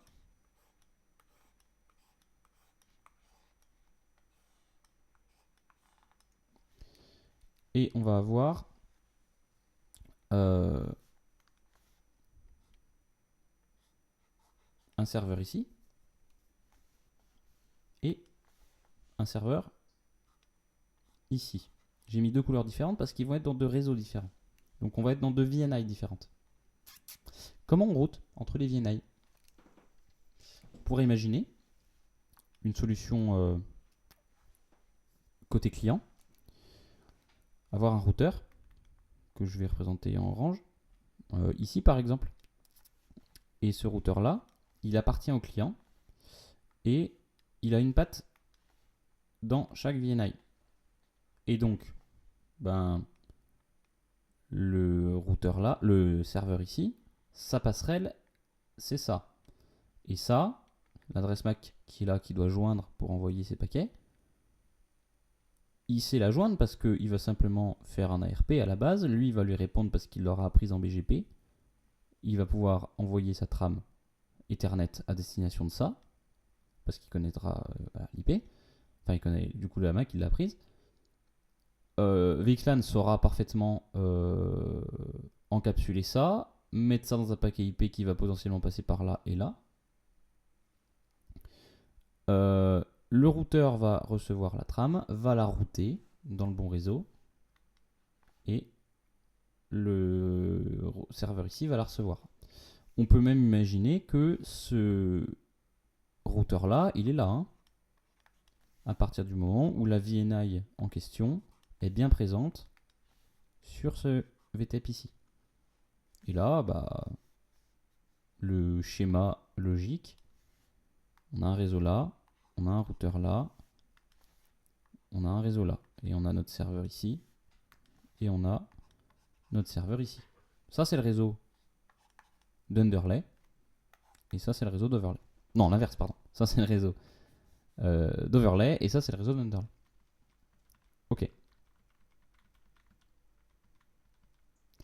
Mais en fait, on peut aussi faire router l'inter-VNI par les VTEP. Et donc les VTEP, ils vont porter une IP dans la VNI.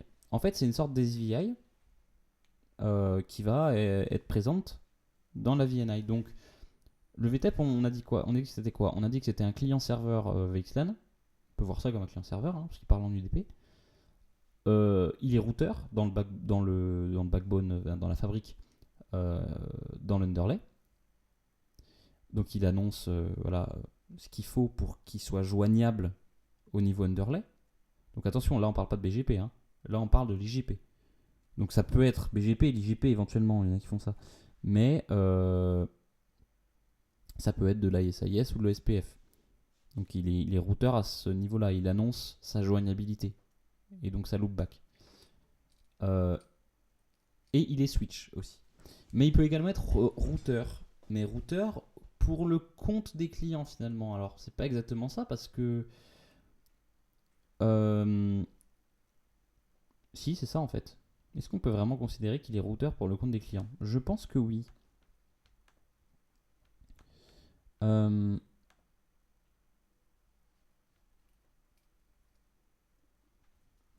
L'idée c'est que je vais effacer ça. Voilà. C'est quand même bien fait.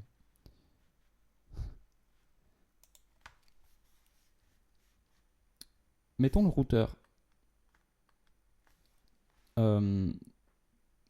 Il est implémenté, non plus ici sous forme d'une VM client ou autre. Ça peut être physique, hein, même. Il va être là, le routeur.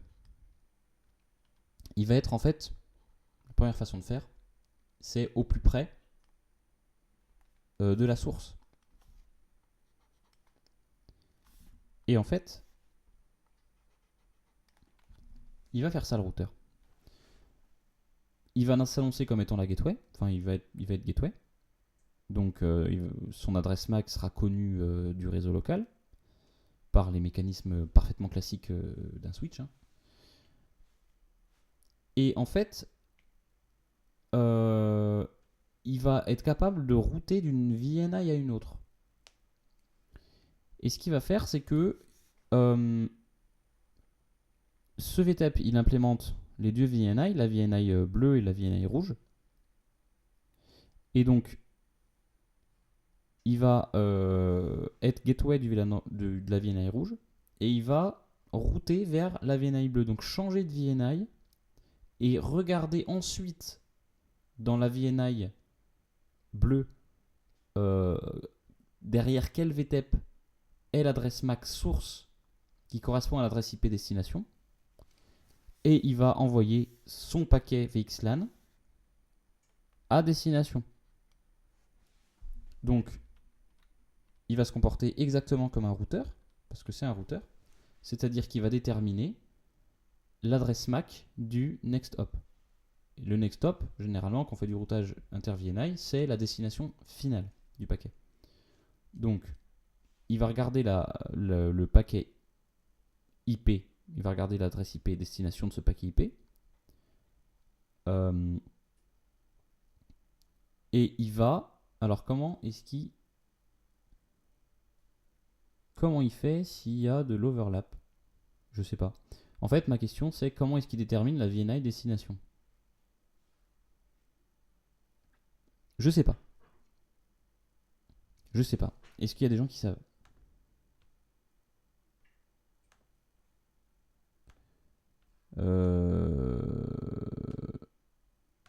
Ma question pour Ping Ping, ma question c'est quand on fait... alors, je vais juste utiliser le terme technique parce que je sais que tu sais de quoi je parle.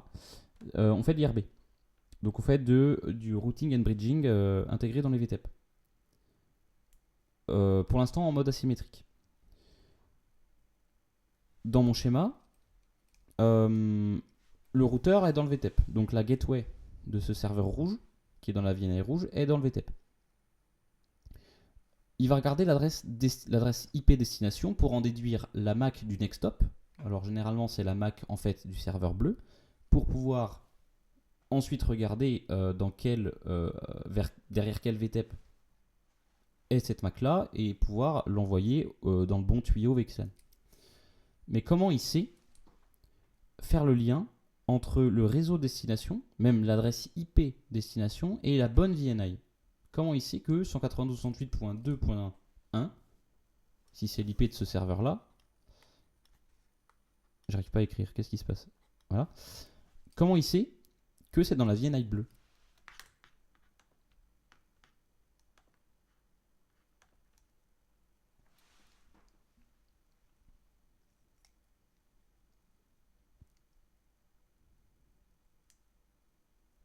Est-ce que tu as une idée? Je te laisse réfléchir.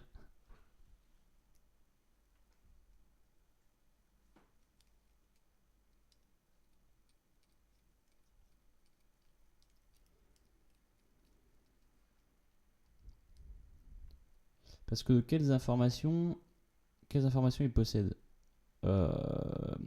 Si on est dans le cas de VPN VXLAN. De toute façon, je suis pas sûr qu'on puisse faire du routage inter-VNI dans d'autres cas. Peut-être que oui, mais j'en sais rien. On va regarder les différents routes types qu'on a, finalement. Et notamment les routes type... Ah, mais c'est ça, c'est les routes type 5 pour annoncer des réseaux. C'est ça en fait, on annonce des préfixes. Et de cette façon-là, comme on annonce des préfixes en BGP, des préfixes, j'imagine, liés à des VNI, on va aller regarder ce que c'est qu'une route type 5 exactement. On sait à quel VNI correspond quel préfixe. Je pense que c'est ça. Mais du coup, la question c'est, si on a de l'overlapping, comment on fait? Est-ce qu'il y a des groupes de VNI qui bossent ensemble un peu comme dans des VRF? Alors, qu'est-ce que tu me dis? De toute manière, tu as une table de routage dans ta VRF. Ouais, mais pour l'instant, j'ai pas parlé de VRF parce que j'ai parlé uniquement de L2 VNI. Et effectivement, quand on a une L3 VNI, on a une VRF associée finalement. C'est ça. Oui, j'ai pas d'overlapping dans ma VRF parce que j'ai une VRF. Et donc j'ai une route pour mon préfixe. Et la route pour mon préfixe, pour moi, du coup, elle est annoncée en route type 5. Et non pas en BGP classique. Je pense que c'est ça. Oui, c'est une route type 5, c'est ça. Donc en fait, quand on a du L3 VNI, donc quand on veut commencer à router nos VNI entre elles, on doit avoir une information forcément de niveau 3. Et cette information de niveau 3, c'est une information assez classique en réseau, c'est un préfixe IP. Et on va associer du coup un préfixe IP à un numéro de VNI. Mais comme on a plusieurs clients, on va mettre tout ça dans des VRF par client. Donc chaque client finalement aura un certain nombre de réseaux IP associés à des VNI Par contre, les numéros de VNI, pour moi, ne s'overlappent pas. Ça, c'est pas possible parce que c'est une information qui est un peu plus basse. Enfin, je me comprends. Ou un RT2 MAC-IP. Oui, mais la RT2 MAC-IP, c'est fait pour du L2 VNI. Enfin, elle est nécessaire pour apprendre la MAC de la destination. Forcément que tu as une RT2, je pense, une route type 2. Donc là, pour moi, il faut une route type 2, une route type 3 et une route type 5 pour faire du routage de cette façon-là, asymétrique. Je pense. Oui, ça reste dans la même VNI, tu dis, mais ça reste dans la même VNI post-routage. C'est pour connaître le VTEP destination post-routage, pour qu'on puisse mettre ça dans le bon tunnel VXLAN. Je vois les choses de cette façon. Mais je me trompe peut-être. Et donc ça, c'est ce qu'on appelle de l'IRB, Integrated Routing and Bridging, asymétrique.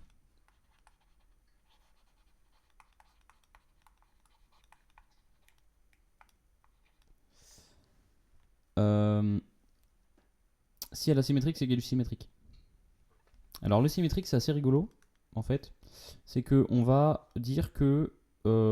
parce que là, en fait, pourquoi c'est asymétrique? C'est parce que le paquet qui va partir à destination du PC, enfin du serveur bleu, il va être routé localement, ici. Et il va ensuite être commuté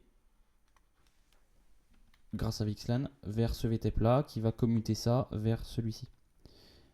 Mais le retour va se faire dans l'autre sens. Il va être routé localement, le retour.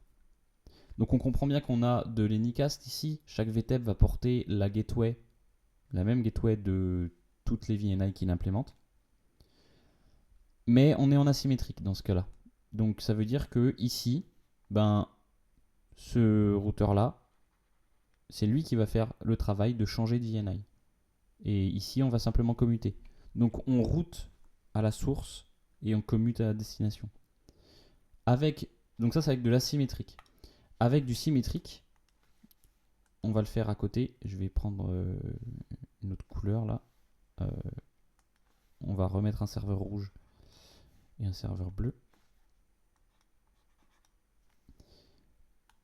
Avec du symétrique, on a des routeurs de chaque côté, mais ces routeurs vont implémenter uniquement les VNI. J'ai un doute. Il y a un avantage à faire du symétrique, mais le principe je vais le retrouver. Mais le principe du symétrique, c'est que on va router des deux côtés. On va router d'abord ici à destination d'une VNI d'interconnexion. Et il n'y en aura qu'une de VNI d'interconnexion. Oui, c'est ça. Parce qu'en fait, là, le problème, c'est que il faut qu'on puisse transporter toutes nos VNI sur tous nos liens. Et donc, il faut monter des tunnels partout. Avec une VNI d'interco, on va tout router dans cette VNI d'interco, qui, elle, va router vers les VNI locales. Pour moi, c'est ça. Ça veut dire quoi? Ça veut dire que si ici, il n'y a pas besoin de la VNI bleue, il n'y a pas la VNI bleue, et lui, il ne connaît pas la VNI bleue. Il connaît juste la VNI d'interco qui va permettre de faire ce lien-là, niveau 3. Et ce lien-là, je le dessine comme ça, mais évidemment, il n'est pas physique. Évidemment, c'est une VNI, donc c'est un nuage qui est partout. Je vais reprendre mes notes. Moins chiant car tu peups moins de VNI. Oui, c'est ça. Mais pourquoi tu peups moins de VNI? Je reprends mes notes parce que...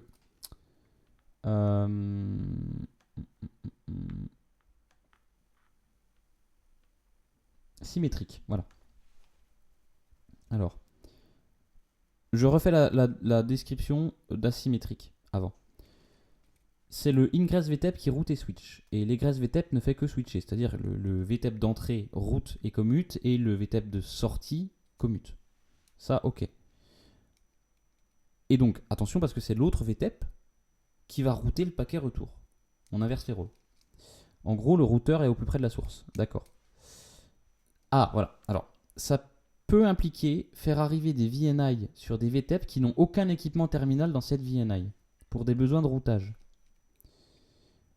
Donc c'est ce que je dis en fait, c'est ce que j'avais commencé à dire, c'est que ici on va devoir implémenter la VNI bleue alors qu'il n'y a rien de bleu ici, pour des raisons de routage. Oui, parce que ça veut dire que lui, non, lui, le rouge, quand il va vouloir parler au bleu, il faut que ce routeur-là, local, sache router vers la VNI bleue. Et pour qu'il sache router vers la VNI bleue, il faut qu'elle soit locale. Enfin, il faut qu'elle existe localement. Donc il faut que le bleu, il faut que la VNI bleue existe ici et ici. Et donc le réseau virtuel qui en découle, il ressemble à ça. Le réseau d'overlay ressemble à ça. Il faut que, et donc quand je dis il ressemble à ça, il ressemble exactement à ça. Ok ? C'est-à-dire qu'il existe évidemment sur le serveur, il existe évidemment sur le VTEP local, mais il existe aussi sur ce VTEP là, qui a besoin de communiquer avec une autre VNI. Mais pour qu'une autre VNI puisse communiquer, il faut qu'elle existe partout où on a besoin de communiquer avec. Je ne sais pas si je suis clair. Et de la même façon, la VNI rouge devra être diffusée de cette façon-là, pour que ce routeur-là sache router. Vu qu'on route à la source, le paquet bleu, il va arriver là-dessus, il va se faire router dans le rouge. Mais il se fait router localement, c'est le VTEP qui le route dans cette machine-là. Et ensuite, on part dans la VNI rouge, qui est diffusée n'importe où sur la fabrique, mais qui va arriver à destination. Et là, on n'a plus que de la commutation. Et ça, c'est problématique, effectivement, parce que ça veut dire que nos VNI doivent être propagés partout où potentiellement, non pas on a des équipements, mais on veut communiquer avec des équipements qui sont dans cette VNI. Donc sur un VTEP, on va avoir besoin d'implémenter toutes les VNI dont on aurait les destinations, dont les équipements qui nous sont rattachés, avec lesquels ils voudraient parler. Et donc, c'est pas super scalable. Voilà, c'est ça.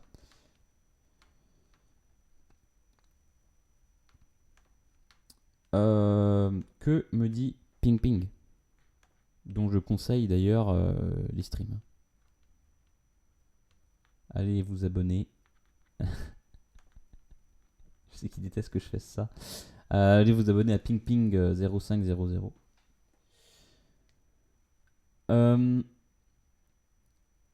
Donc c'est ça le problème de l'asymétrique. C'est que c'est plus simple en termes de réseau, on n'a qu'un seul point de routage qui est existant partout, mais on doit implémenter des VNI à des endroits où finalement on n'a aucun équipement dans cette VNI. Donc on se dit mais ok, so what? Dans des grosses fabriques avec vraiment beaucoup de VNI, avec vraiment beaucoup de trafic, on aime bien éviter d'avoir des trucs inutiles sur nos équipements parce que tout ça, ça fait de la charge CPU, surtout quand ce sont des Nexus ou des équipements réseau qui gèrent les VTEP, qui sont VTEP. Ça fait vraiment de la charge CPU en plus. Donc si on peut l'éviter, c'est bien. Et pareil, si on descend les VTEP sur les hyperviseurs, comme je disais tout à l'heure, ça fait de la charge en plus pour les hyperviseurs. Et ça fait de la charge en moins pour les clients. Donc tout ce qu'on peut éviter, on va essayer de l'éviter. Toute cette charge qu'on... D'ailleurs, il n'y a plus de musique, c'est scandaleux. C'est scandaleux. Donc je vais remettre de la musique. Voilà. On se sent tout de suite beaucoup mieux. Et donc le symétrique. Voilà, un peu de... donc le symétrique, on va avoir une VNI d'interco qui, elle, va effectivement exister partout. On va la représenter... J'aimerais bien avoir une autre couleur. Voilà. On va la représenter peut-être en violet. Comme ça. Cette VNI, elle va exister là, elle va exister là, elle va exister là, etc. Et en fait, elle va être présente partout. Mais elle sera toute seule à être présente partout. Et les VTEP locaux vont implémenter les VNI locales. Donc ici, par exemple, la rouge et la verte. Puis on va mettre la verte ici aussi. Et les routeurs des L3 VNI locales vont être capables de router toutes leurs VNI locales, mais également les VNI, enfin, vont être capables de joindre les autres VNI qui ne sont pas locales par l'intermédiaire de cette L3 VNI violette. Oups.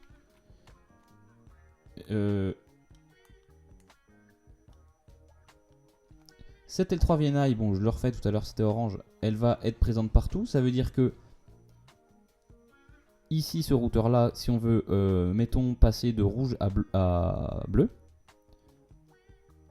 on va avoir la VNI rouge qui va arriver sur le VTEP ici. On va router dans la VNI violette.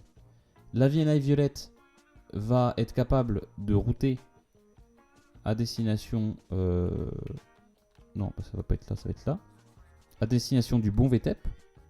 Encore une fois, apprise grâce aux routes type 5, etc., etc.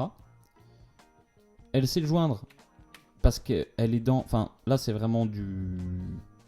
On reste au sein de la même VNI. Et cette VNI violette, encore une fois, est présente partout. Donc, on peut router et on peut commuter de cette façon-là. Et ici, localement, on va commuter... Enfin, router, non, router dans la VNI bleue. Donc, en fait, on a une VNI d'interco. Alors, est-ce qu'on en a une par VRF? Je pense que oui. À confirmer. Mais on a un routage qui se fait à deux endroits.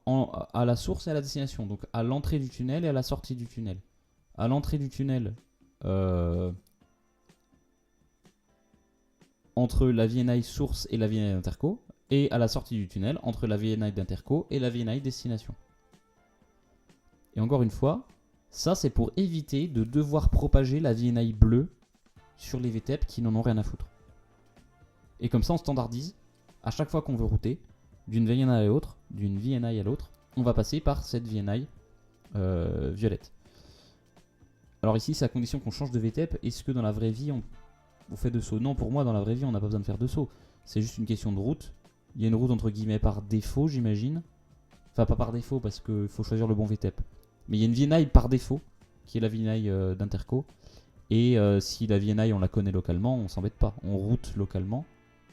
Et puis c'est terminé. Je pense que ça se passe comme ça. Voilà. Et donc ça, c'est de l'IRB symétrique en utilisant une VNI d'interco. Voilà. Qu'est-ce que j'ai d'autre à dire là-dessus? Le routage et le switching ont lieu sur l'égresse et l'ingress. Utilisation d'une VNI de transit qui, elle, devra exister sur tous les VTEP, mais elle seule. On a donc une SVI dédiée sur chaque... Donc une SVI, c'est une interface IP qui va servir à router, mais c'est une interface qui n'est pas liée à une interface physique, c'est une interface virtuelle. C'est le vocabulaire Cisco, mais tout le monde dit ça. On a une SVI dédiée sur chaque VTEP dans l'overlay. Oui. Mais les VTEP n'ont des SVI que pour leur VNI. Ouais, je suis largué là. On a une SVI dédiée sur chaque VTEP dans l'overlay. Oui. Mais par VNI. Mais les VTEP n'ont des SVI que pour leur VNI. C'est ça. Donc, chaque VTEP va avoir une SVI par VNI local plus une VNI d'interco. Plus une SVI d'interco. Donc, c'est relativement peu. Parce que si on imagine avoir 500 VNI, ça veut dire que en asymétrique, on a 500 SVI. Là, on n'en a pas 500. On en a le bon nombre, localement. On a besoin d'avoir des SVI locales. Faut bien router le trafic. Mais si on en a que 10, bah on en a que 10. Et en fait, on en a 11 parce qu'on a cette SVI d'interco. Ok. On parle donc de L3 VNI. Ça correspond au type 5 ou au type 2 symétrique. Au route type 5, du coup, pour annoncer des réseaux. Alors pourquoi j'ai mis ou au type 2 symétrique? Le type 2, je rappelle, c'est les annonces MAC IP. Donc j'imagine que dans le détail d'implémentation des types 2, il y a cette notion d'appartenance à une VNI, oui. Je sais pas bien pourquoi j'ai marqué ça dans mes notes. quelqu'un sait.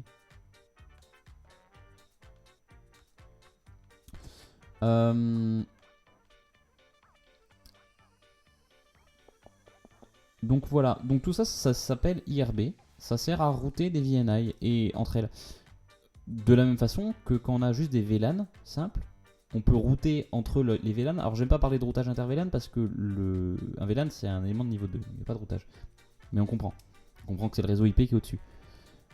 Et donc quand on a plusieurs VLAN, on va router les VLAN entre eux avec une SVI. Et ben quand on a plusieurs VXLAN, du coup plusieurs VNI, parce que VXLAN c'est le nom du protocole, VNI c'est plutôt l'élément technique qui constitue l'ensemble de tunnels. Et bah du coup je repasse par les musiques bizarres. Voilà. Quand on doit router plusieurs VNI, eh bien il nous faut plusieurs SVI. Et donc là il y a deux façons de faire, en symétrique ou en asymétrique, suivant le niveau de scalabilité qu'on veut atteindre. Donc en asymétrique c'est le ingress qui route et switch et l'égress qui switch. Mais le retour est inversé. Ça peut impliquer de faire arriver des VNI sur des VTEP qui n'ont aucun équipement terminal dans cette VNI pour les besoins du routage. C'est pas scalable donc, car tous les VTEP doivent connaître toutes les VNI et la topologie de la topologie et avoir une VNI, une SVI associée, pas une VNI, je me suis trompé. Ok. Donc de la topologie, encore une fois, pour moi c'est par client, donc c'est par VRF en fait. C'est pas toute la topologie de la fabrique. Après ça, c'est encore une fois, si on a des clients, si on est à plat et qu'on n'a pas de clients mais qu'on a juste un gros réseau, il n'y a pas de VRF, mais voilà. Les Mac des VNI de transit, donc les Mac des SVI, il n'y a pas de VNI de transit ici. Pourquoi je parle de VNI de transit? Sont annoncés comme celles des autres. Pour moi, ça c'est dans le symétrique. Je vais le mettre dans le symétrique. Ouais. Oui, parce que effectivement, il faut qu'on puisse résoudre l'adresse MAC des routeurs destination de l'autre côté du tunnel de notre SVI de transit. Mais c'est annoncé comme des types 2, de façon complètement classique. On dit juste, voilà, si tu veux joindre telle adresse MAC, bah, on a reçu une annonce BGP qui nous dit telle adresse MAC qui correspond à telle IP est derrière tel VTEP qui porte l'IP Intel. Et cette IP, bah, elle est joignable grâce à l'IGP. C'est comme ça qu'on réussit à joindre... Et il n'y a pas de conf en plus qui dit ouais alors ma VNI de transit en fait voilà. Non, c'est juste une VNI un peu spéciale qui n'a pas d'équipement terminal dont toutes les adresses MAC sont des adresses de VTEP. Voilà.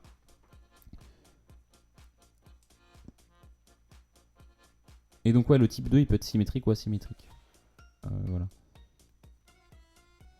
On utilise les adresses Anycast sur les SVI et on fait du routage inter-VNI entre les SVI. Voilà, donc c'est des adresses Anycast parce que la gateway de chaque VNI existe sur tous les VTEP concernés. Et dans le cas de l'asymétrique, sur tous les VTEP de la VRF. Dans le cas du symétrique, sur uniquement les VTEP concernés. Mais si l'IP de la gateway c'est 192.168.1.1, cette IP est présente dans une même VRF sur tous les VTEP concernés ou tous les VTEP de la VRF. Elle existe à plusieurs endroits, mais on s'en fiche, c'est normal, c'est prévu. C'est juste qu'on route localement. Quand on veut router localement, ben, on va pas reconfigurer les autres à chaque fois qu'on bouge de leaf, donc, ou qu'on bouge d'hyperviseur. Donc on a de l'Anycast. Voilà.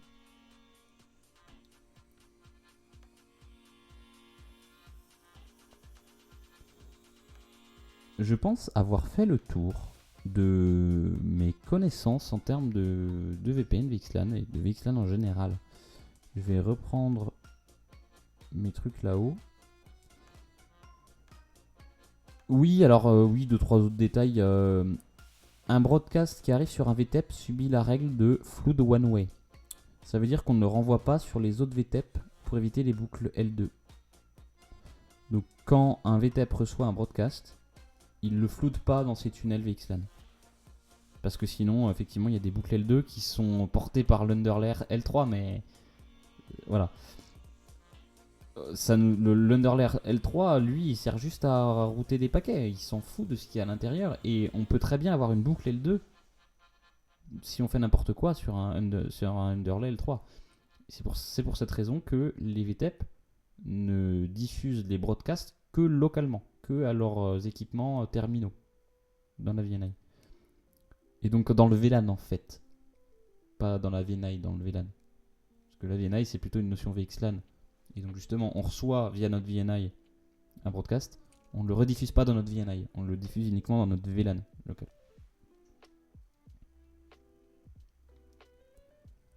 Il ne la renvoie pas sur les autres VTEP pour éviter le boucle L2, inondation locale seulement. Voilà. Donc le routage avec EVPN symétrique avec l'utilisation d'une VNI de transit de routage ou asymétrique en permettant à chaque VTEP de router chaque VNI côté source, utilisation d'Unicast, Distributed Gateway. Oui. On peut aussi router, comme je l'ai indiqué tout à l'heure, à l'extérieur de la fabrique. Donc à l'extérieur de la fabrique, ça veut dire hors de ça, ça veut dire on positionne un routeur ici, mais c'est le client qui gère. Et ce routeur, il appartient à 2 VNI ou à 3, 4, 5 VNI.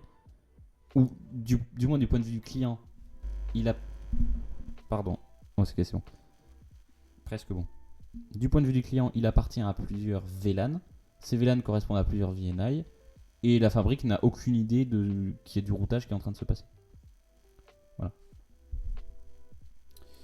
Je vais arrêter là avant que mon micro décède définitivement. Si vous voulez me payer un café, payez-moi plutôt un câble DMX, s'il vous plaît. Pour éviter d'avoir ces problèmes de micro à chaque stream. Il faut que je trouve un câble DMX. Ça coûte combien un DMX? Je sais pas, je vais regarder ça. Voilà, donc on a vu pas mal de choses. Surtout qu'on n'avait jamais vraiment regardé les topologies Spineleaf. Bon, c'est juste une micro-introduction, j'ai parlé de rien en réalité. Quelque chose que j'ai pas vraiment précisé, à part un tout petit peu à la fin, c'est que l'adresse IP des VTEP, généralement, donc comment joindre un VTEP en fait, parce qu'on dit tout à l'heure il faut monter des tunnels VXLAN, etc. Comment joindre le VTEP grâce à son adresse IP, mais c'est quoi son adresse IP, comment on l'apprend grâce à l'IGP. Donc on va avoir un protocole de routage comme OSPF ou ASIS qui va, ou EBGP pour certains, qui va permettre d'avoir une connectivité dans notre backbone. Une connectivité résiliente, c'est-à-dire qu'on va avoir plusieurs chemins, etc. Et généralement, quand on utilise un IGP et qu'on veut faire ce genre de truc, on utilise une IP de loopback. Donc chaque VTEP a une IP de loop, enfin chaque leaf, pour être plus précis, a une IP de loopback, et c'est cette IP de loopback qui va être utilisée comme source et destination du coup des tunnels VXLAN, et donc portée par les VTEP, grâce à leur interface VNE. Pour moi, l'interface VNE, c'est une loopback. Est-ce que je dis une connerie là? Je sais plus. Pour moi, ça prend... Alors, soit c'est une loopback, soit c'est pas une loopback. Enfin, c'en est une, mais c'est pas la loopback au sens IGP. Mais il faut forcément que ça soit annoncé quelque part. Et tout ça, ça c'est de l'underlay. Hein. Toutes ces IP là, c'est des IP d'underlay. C'est pas des IP clients, évidemment. Les VTEP ne portent les IP de clients que dans leur VTEP. Qu'est-ce que je raconte? Les IP des clients sont portés uniquement dans le cadre de routage inter-VNI, donc dans le cadre de L3 VNI. Mais la partie VTEP, c'est mi-underlay, mi-overlay. En fait, si la partie intérieure du tunnel, c'est l'overlay, le VTEP il participe dans le cadre uniquement d'un L3 VPN. Dans le cadre d'un L2 VPN, en fait, il y participe aussi parce qu'il connaît les adresses MAC qui sont dans le plan de contrôle, enfin de données même, du client. Mais par contre, l'extérieur du tunnel, donc la joignabilité du tunnel, les échanges de routes, les échanges d'adresses, etc., se font grâce aux IP d'Underlay. Bon voilà, je pense que les choses sont assez claires.